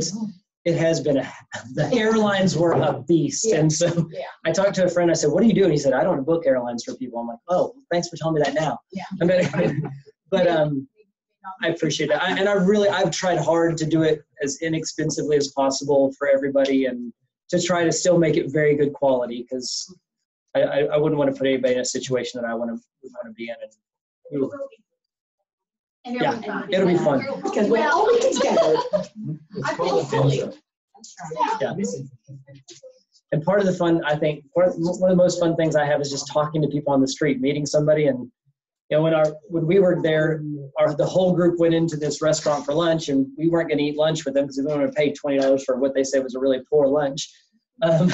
And so I went out in the square, and I just met a little Muslim guy with his 3 kids on the square and talked to him. And within 15 minutes, he invited me to his house to stay overnight. And I was like, well, I've got a hotel, thank you. But we talked, and he's a professor at a university over there, and just very kind, and Facebook friends and everything else. So. Well, I was in Egypt in 1996, and I stayed my first few days with my best friend's parents who were there working. And I went to the Christian Coptic area, and I went by myself. She got me to the train station, and she kept saying, "Now you have to get off on this side of the train. If you get off on the left, you're right. If you get off on the right, you're." And so, of course, I spent the whole time, like the whole train ride, going. And of course, got off on the wrong side. It was literally like the wrong side of the track, and I had to. But it ended up being really cool because it was very much a really poor slum area, and a really nice young man found me, and he spoke some English, and he walked me around and said he was Christian, and he would love it if I would marry him and take him to America. And I was like, that's okay, just get me to the right side of the track. But they are very nice. Even if you don't marry him, they're so nice.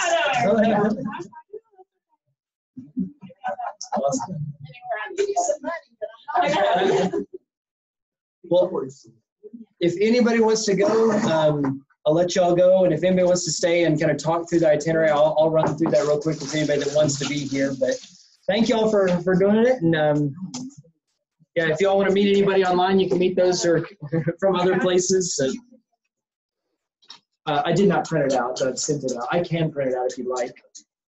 So. I would love to go through it with you. Okay. Yeah, sure. If you do go through the itinerary, will it keep the recording? I have to go put Esther to bed, but I'd like to watch it back later. As long as it'll go. Yes, he'll keep the recording going as long as it'll go. And if they want to watch it later, do they just click on the... He'll put a YouTube link in. Okay. Thank you, Anthony, for doing this. So, all right. Thanks, Ange. So, yeah, it's a fun group. So Steve and Mary Thurber, Anthony and Wendy Seidel, Anthony's parents, Daryl and Teresa Seidel, are going with us. Johnny and Angela Perez. She was the one just talking to me. She was one of my youth when I was a youth minister in McKinney, Texas. They've got a little boy who's about almost 2 years old going with us. Well, the boy's not going, sorry. Then Lana, Cindy, and Sandy. Scott and Lloyd, who slipped out there. And then Angie Carruthers, Richard Montgomery. Angie's from here, and her dad is Richard. He lives in Dallas. They're going with us. Katie Tapper's a friend of Anthony and Wendy. And Lindy, hopefully, is going, which is their daughter. David and Sandy Landsberg, who go to church here and spend half their time in Phoenix. And Sandy's sister, Carolyn McCurry. Tim and Candy Starner are coming, correct? Yeah. We're from here. And Nancy Probst and Vicki Williamson are from First Christian Church in McKinney, where I serve. They're going to go with us. And CJ and Gwen from Yale Avenue, Tulsa. He ran away. Well, go catch him. Go catch him. CJ.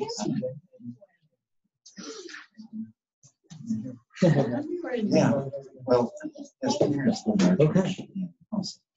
Y'all want to hear it, or do you want to? It's going to go. Okay. Yeah, and we came by. All right. Thank you. I'm excited. Yeah. I am too. Too early. Thank you.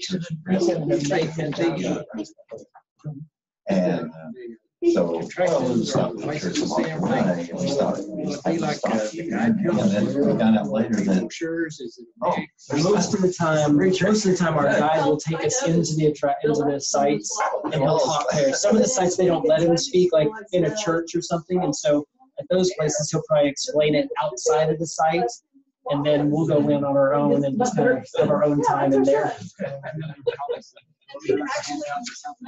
Yeah, they normally give us, which, I mean, we didn't read any of them until maybe we got back or on the bus or something.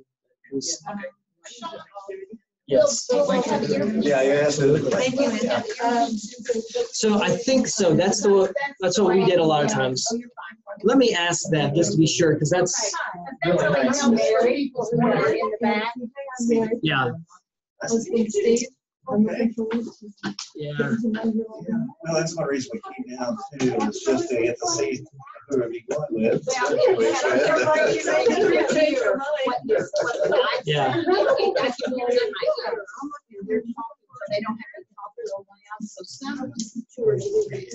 Yeah, the guide has one. He's got a microphone he talks into, and he just talks like regular, and we can all hear it in our ear while we walk around the bus.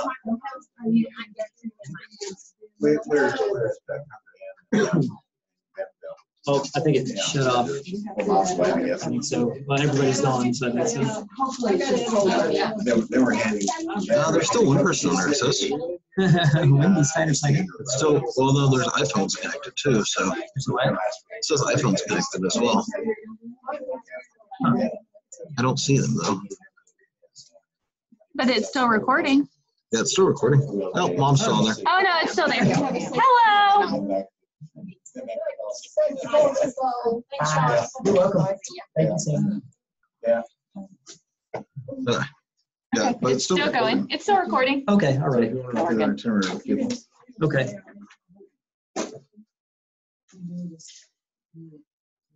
So I'll go ahead and start running through this if you want. So like I said, we have the two flights. One leaves at about 3:45 from Northwest Arkansas. The other one leaves at 5:28 p.m., which that might also help with the bus if he has to take two trips of people.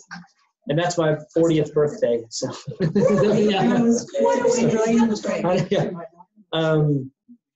so we arrived at Cairo the next day at 11:15 p.m.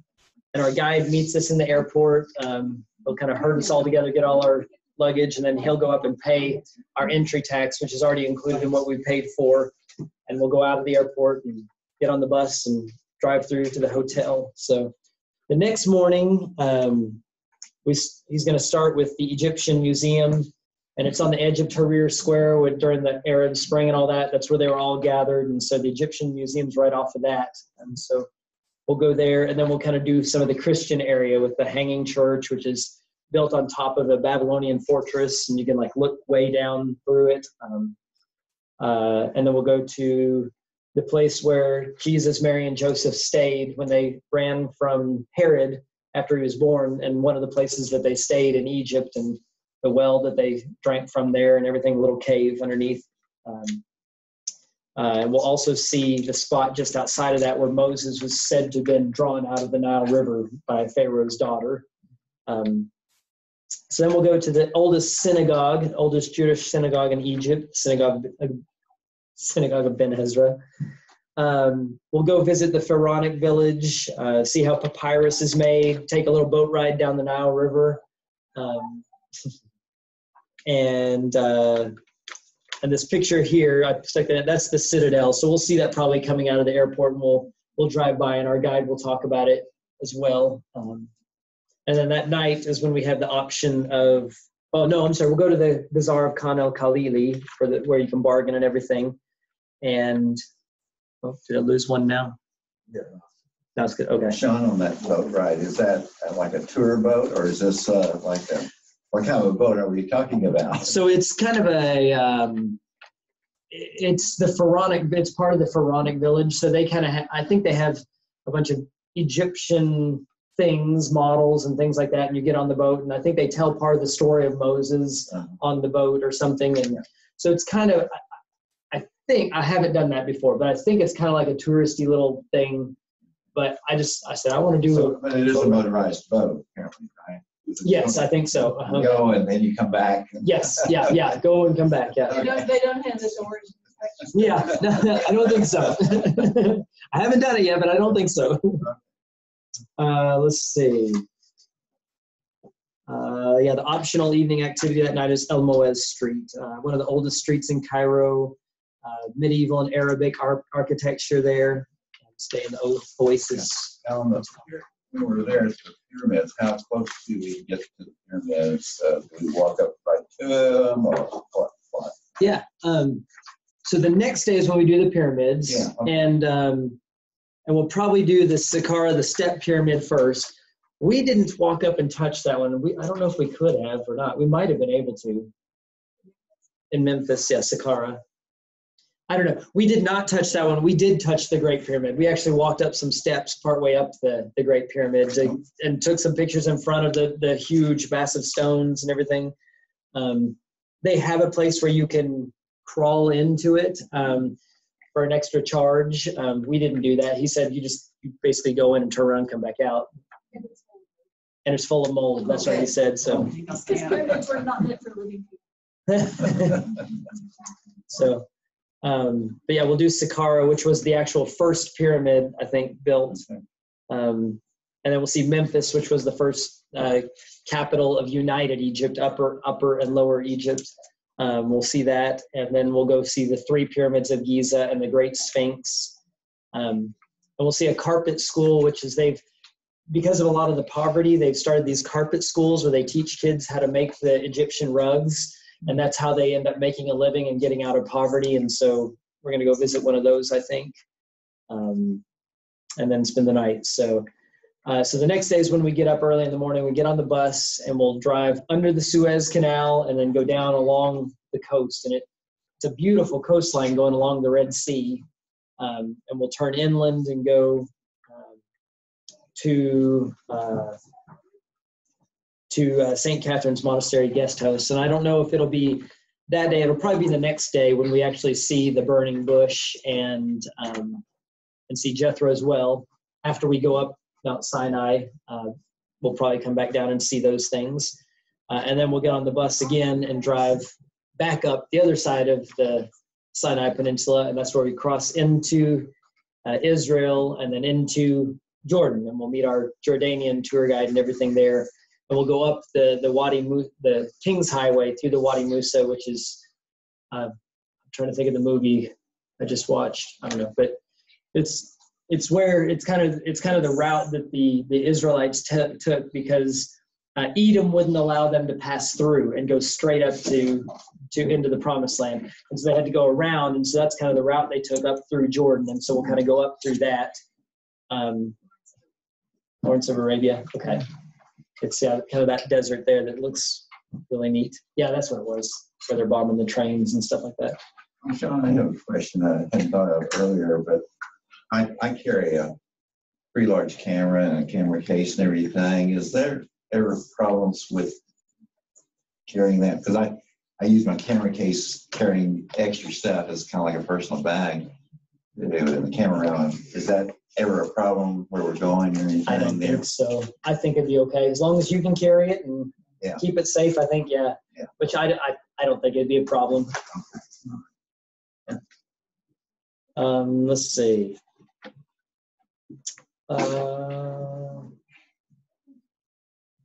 Yeah. So yeah, that's the night we stay at the Old Village, the old stone village hotel rooms. And then the next day we do Petra, which is really neat.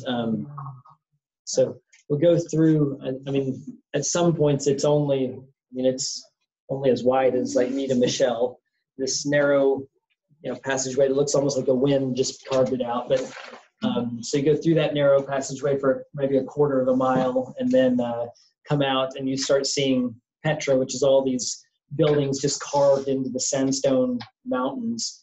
And there's a city of like 25,000 people, so it's incredible to see. Indiana Jones, the Raiders of the Lost Ark. Facade. And they're right through the sea, the narrow passageway, on the horses. So we'll spend, we'll spend pretty much the whole day there, seeing all that, walking around, seeing all those rooms and everything. And then we'll drive up. Kind of be on our own there, or you? Yes. Well, I don't know what our tour guide will do. When we went this last time, he gave us the option to go see it on our own or stay with him. We stayed with our tour guide because we wanted to hear what he had to say about the places. So I'm not sure what they'll do this time. But I'm sure our tour guide will be with us. So if you wanted to stay with him, you probably could. I have been warned by people that have been there to not be fooled by how much how deep it is.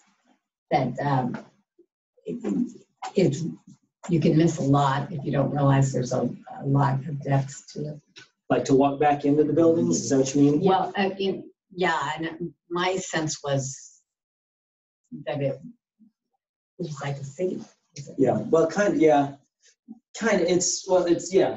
So it kind of is in between these mountains, and it's like homes carved into the mountains. And so it's not like a lot of our things that we're preserving, and you can't go in, there's a little road there. You can actually walk into a lot of these and walk through them and through the rooms inside. The rooms aren't normally super deep. I mean, some of them are. Some of them are maybe 80 feet deep or something like that, but it's not like it goes way back in there. But the whole city just goes on and on and on. Like, I think you can walk, I don't know if it's a half a mile or 3/4 of a mile and go to a building they call the monastery, which we didn't get to do that last time. I really want to do it this time.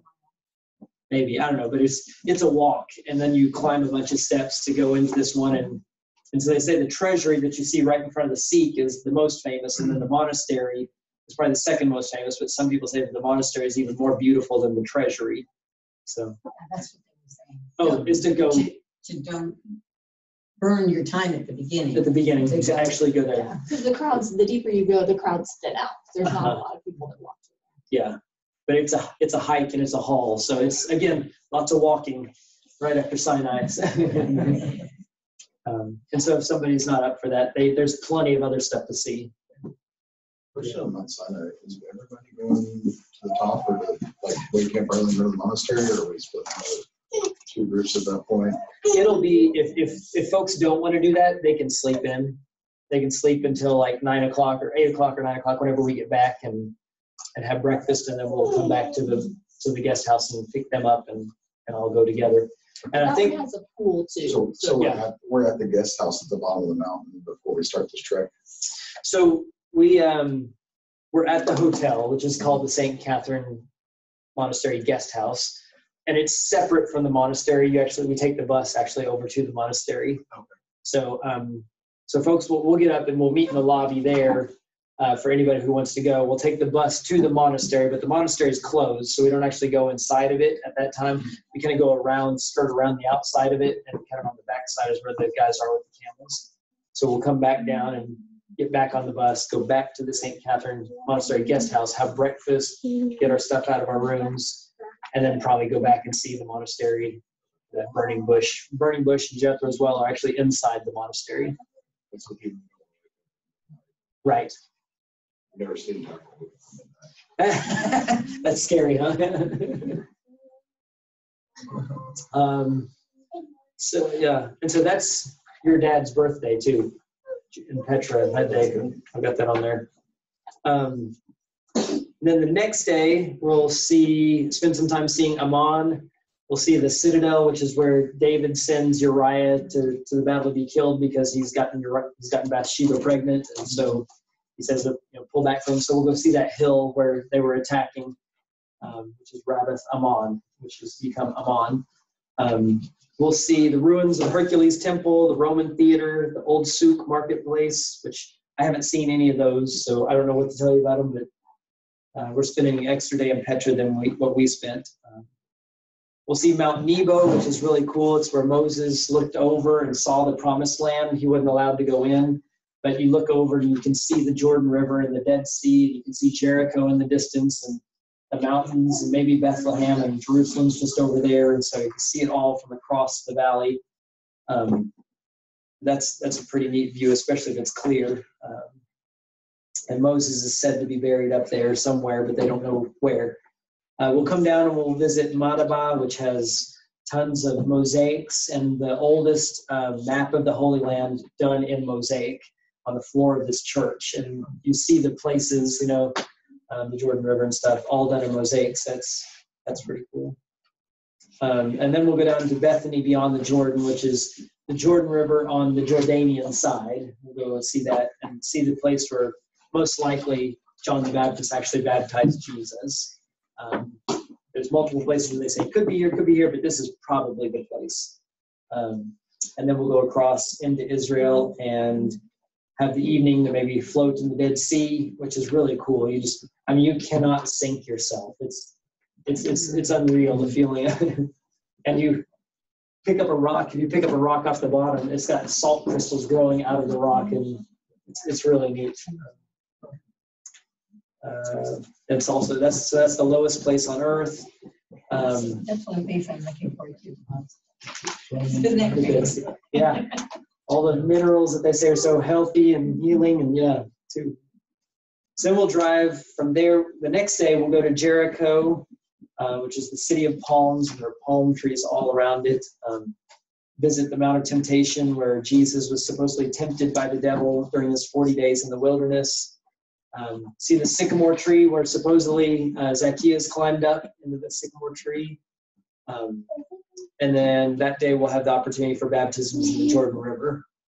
Then we'll go down south to Qumran. That's where they found the Dead Sea Scrolls in one of the caves when some shepherd boy threw a rock and it did.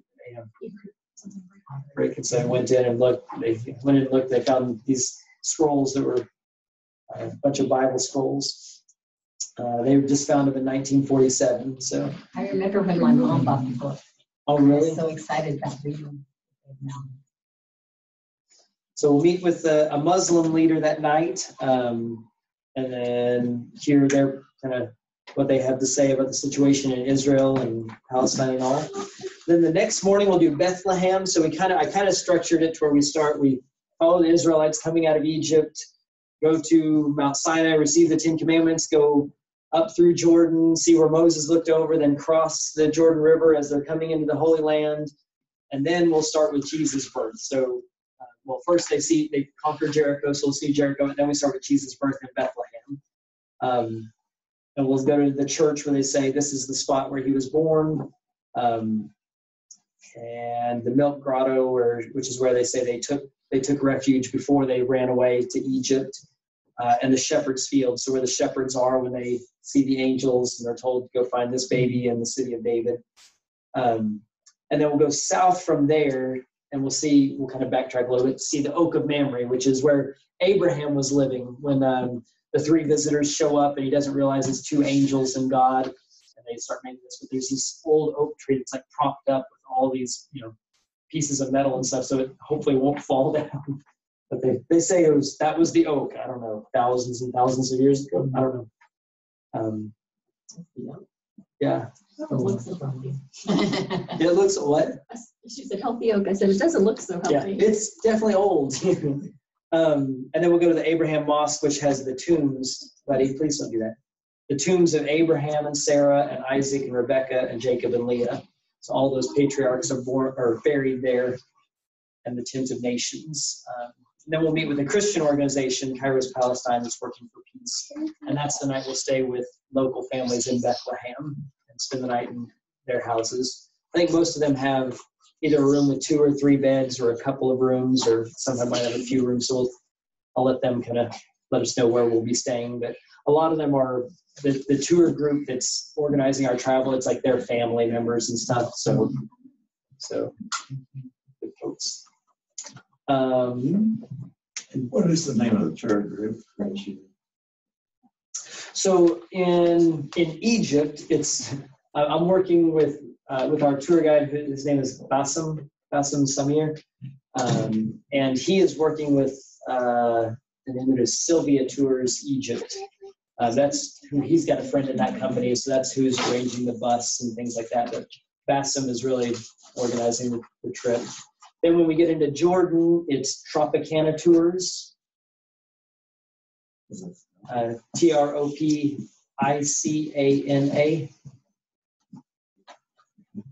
and they were recommended. There are folks that work with the people in Israel. I know the folks in Israel are the Siraj Center. And I'll spell that. It's SIRAJ. Siraj Center for Rapprochement Among People. Their big thing is working for peace in the Holy Land, and I've known them for a number of years, and so I called them, and they were the ones who recommended Tropicana tours. So they're Palestinian Christians who have degrees in tourism and all this, and do bike rides through Palestine, and the Abraham Walk, which is where Jews and Christians and Muslims walk the path of Abraham together to get to know each other and build those bridges and things. So you actually had to use 3 different.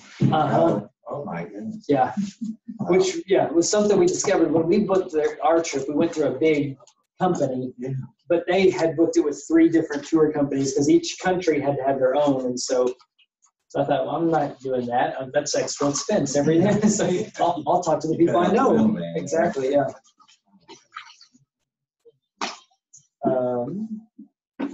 So then let's see. The next day we'll drive north. So Bethlehem and Jericho and all that is kind of south near Jerusalem. Then we'll drive north up to the Sea of Galilee, and we'll have a wooden boat ride on the Sea of Galilee, which was one of the best things, the holiest things that we did.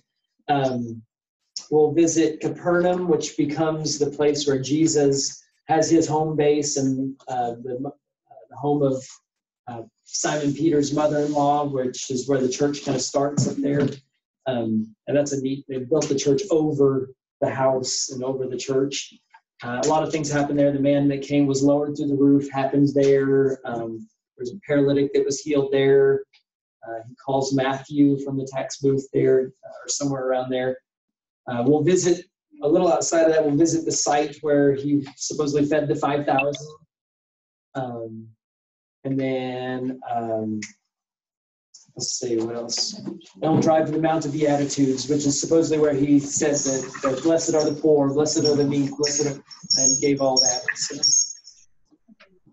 yeah, that may be Lindy.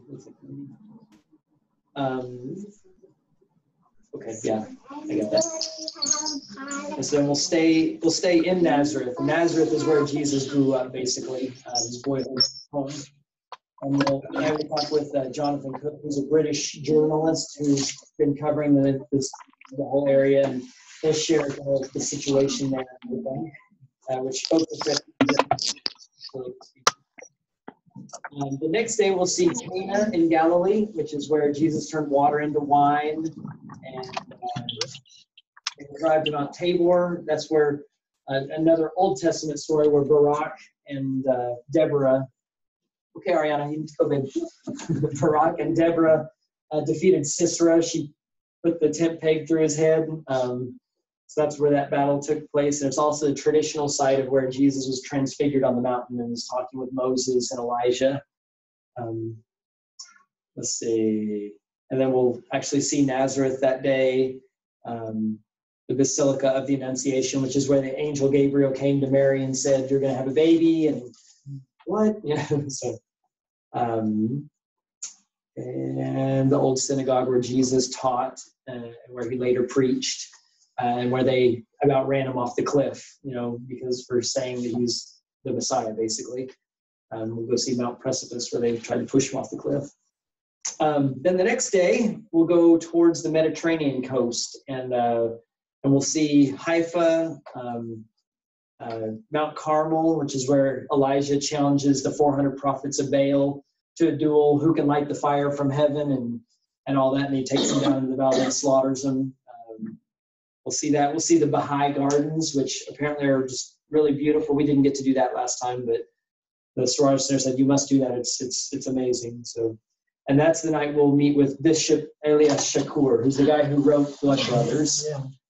It depends on his health. It depends, but his story is pretty amazing in that book. So we'll go and we'll visit Joppa. So that's where Jonah gets on the ship and heads for Tarshish. He gets on it in Joppa, and that's where all the cedars from Lebanon to build the temple came into Joppa, and that's where St. Peter, in the book of Acts, he goes and he raises is it Dorcas or Tabitha from the dead. And see where he has the vision of the sheet lowered from heaven and rise, Peter, kill and eat. All that happens in Joppa. Then we'll go down from there. We'll go down into Jerusalem. So kind of follow again Jesus' journey into Jerusalem for the end. We'll see the old city of Jerusalem with St. Anne's Church, which they believe that was the childhood home of the Virgin Mary. We'll see the pool of Bethesda, which is where the man, I can't get in the water. Somebody always beats me into it. Jesus heals him there. We'll see Flagellation Chapel, where Jesus is thought to be flogged by the soldiers, and the Dome of the Rock, which is that's where the temple used to stand. And so we'll go up onto the Temple Mount and see that. And we can go up to the Dome of the Rock. We can't go in now. They only allow Muslims to go in there. And then we'll follow the Via Dolorosa, which is kind of the path that marks Jesus' last steps through Jerusalem. And they have the stations of the cross along the walls. And, he fell here, and all these things happened along that. And we'll go all the way to the Church of the Holy Sepulchre, where they have Golgotha, where they say he was crucified, and then the tomb, and we can go into the tomb where they say his body was laid. And then we'll go out from there. We'll visit the Wailing Wall, which is the eastern wall of the Temple Mount, which is the closest place that Jews can get to the temple without going up on the Temple Mount. So that's where they all pray and put the prayers into the wall. Let's see. And then we'll go from there. We'll go to the Garden Tomb, which is another place they say this could have been the place where Jesus was crucified and placed in the tomb. And they'll show their version of Golgotha and their version of the Garden Tomb with the stone that was rolled in front and rolled away, it's a more serene. The Church of the Holy Sepulchre is probably a little more likely, more historical, but it looks very gaudy. It's in this big, massive church and all this stuff. And the Garden Tomb feels more like maybe it felt. So it's kind of neat to see both, I think. That night we'll meet with rabbis for human rights. So they're Jewish rabbis who are working for peace and goodness. And then the next day, we'll get up and we'll go to the Mount of Olives. We look across the valley into Jerusalem, into where the temple used to stand. And Jesus is going this route every day in that last week before his death. He comes from Bethany down through the Mount of Olives and then up the other side into the temple to teach and all that, and then goes back out at night. So we'll go down, we'll visit the place where Jesus supposedly ascended into heaven. We'll see the church where Jesus taught the Lord's Prayer when they said, Lord, teach us to pray. We'll see Dominus Flevit, where Jesus weeps over Jerusalem as he's coming down the hill, and he says, Jerusalem, Jerusalem, how I long to gather you as a hen gathers her chicks, but you were unwilling. And then we'll see the Garden of Gethsemane, where he is just before he's arrested. He's weeping and he's telling them pray, and his sweat becomes drops of blood, and he's arrested there in the garden and then taken into Jerusalem. And we'll also see King David's tomb, where King David is supposedly laid. We'll see the upper room and share kind of the Last Supper there, and the place where Peter denies knowing Jesus before the cock crows, before the rooster crows. And then that evening, we'll hopefully have a meeting with Seville, which is a Christian organization again, talking about peace, and share a cultural dinner with folkloric dance and a party just for us, I think, that the Siraj Center will put on. And we'll spend the night, get up in the morning, and fly home. So. Holy moly. Thanks for going over that. So exciting. On our tours there, will we be using radio headsets? I hope so. We did. I think I wrote that down to ask that. Yes, I did. Yeah, I'm going to ask that. Okay. And with a group our size, I think they should. Yeah. It just makes it easier on everybody. The guide doesn't have to yell, and everybody Should can we hear. go ahead and bring our own headphones there, or earphones? They'll have them. Their headset will have a set of earphones. If you want to bring your own, you can. Yeah. You'll get some on the plane too, so if you want to just take those with you, because they throw them away when they're done. So Yeah. they're not as comfortable as maybe some from home. But yeah, but you can if you So like. we ended up using, Yeah. we bought some and then the ones that the airplane actually worked better. Yes.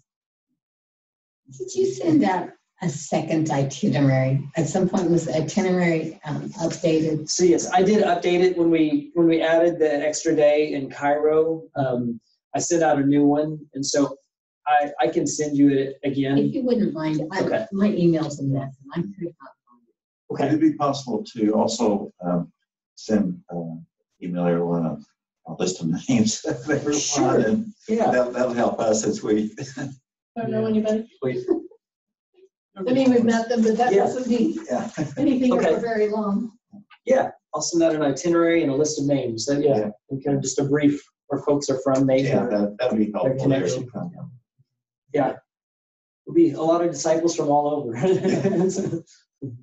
and a few other friends. One other question I had: will there be really big crowds at these places there? Some places, yes. We are. So I tried to plan this trip for after kids get out of school to help some families, but as soon as possible because it starts getting blazingly hot later on. So I did it as early as possible, right after school gets out. And the big tourist season kind of starts. So there will be some crowds like at the Church of the Holy Sepulchre. There will be crowds there. We went one time and they told us it was going to be like 2 or 3 hours if we wanted to wait in this line to go into the tomb. We're like, oh my goodness. So we didn't. We just left. But we came back later in the evening on our own with another couple from the hotel. And we went and we just kind of went almost right in. But there was still a crowd and you start from this wide thing and it just is like a pizza slice. And so you start to crunch more and more and just kind of, shimmy, and everybody kind of finds their way in and try to be nice to each other. So there'll be crowds there. I'm trying to think. The pyramids won't be too bad. There'll be some crowds, but it's kind of open. So certain places will have crowds. Certain places there'll be a lot of people at Petra, but they'll be spread out. So yeah. Well, our concern is that last fall we were at the Vatican. Oh man, yeah. And we were just kind of pushed through we were just cattle. And most places will not be like that. Okay, all right. But going into the tomb at the Church of the Holy Sepulchre and in that area, there may be some of that, but most places are. We went to like Capernaum. There was a lot of large groups there, and a lot of large Indian groups, like Asian Indian groups. But in there in Nazareth for some reason, but there was a lot of space, so it didn't feel like we were all scrunched. Cool. Very nice. Thank you so much. Do you have any questions, Lindy? Is that Lindy? But Do what? I'm good. I heard most of it. I had to step out for a little bit, but Mom will catch me up. But I heard most of it. I'm excited. Cool. It's going to be fun. I'm glad you're coming. Yeah, me too. All right. Did you hear Thank you so much. Did you hear that Shawn's going to have his 40th birthday on this year? Yeah. No, I didn't hear that. Wow. We'll have to celebrate. We'll do something special.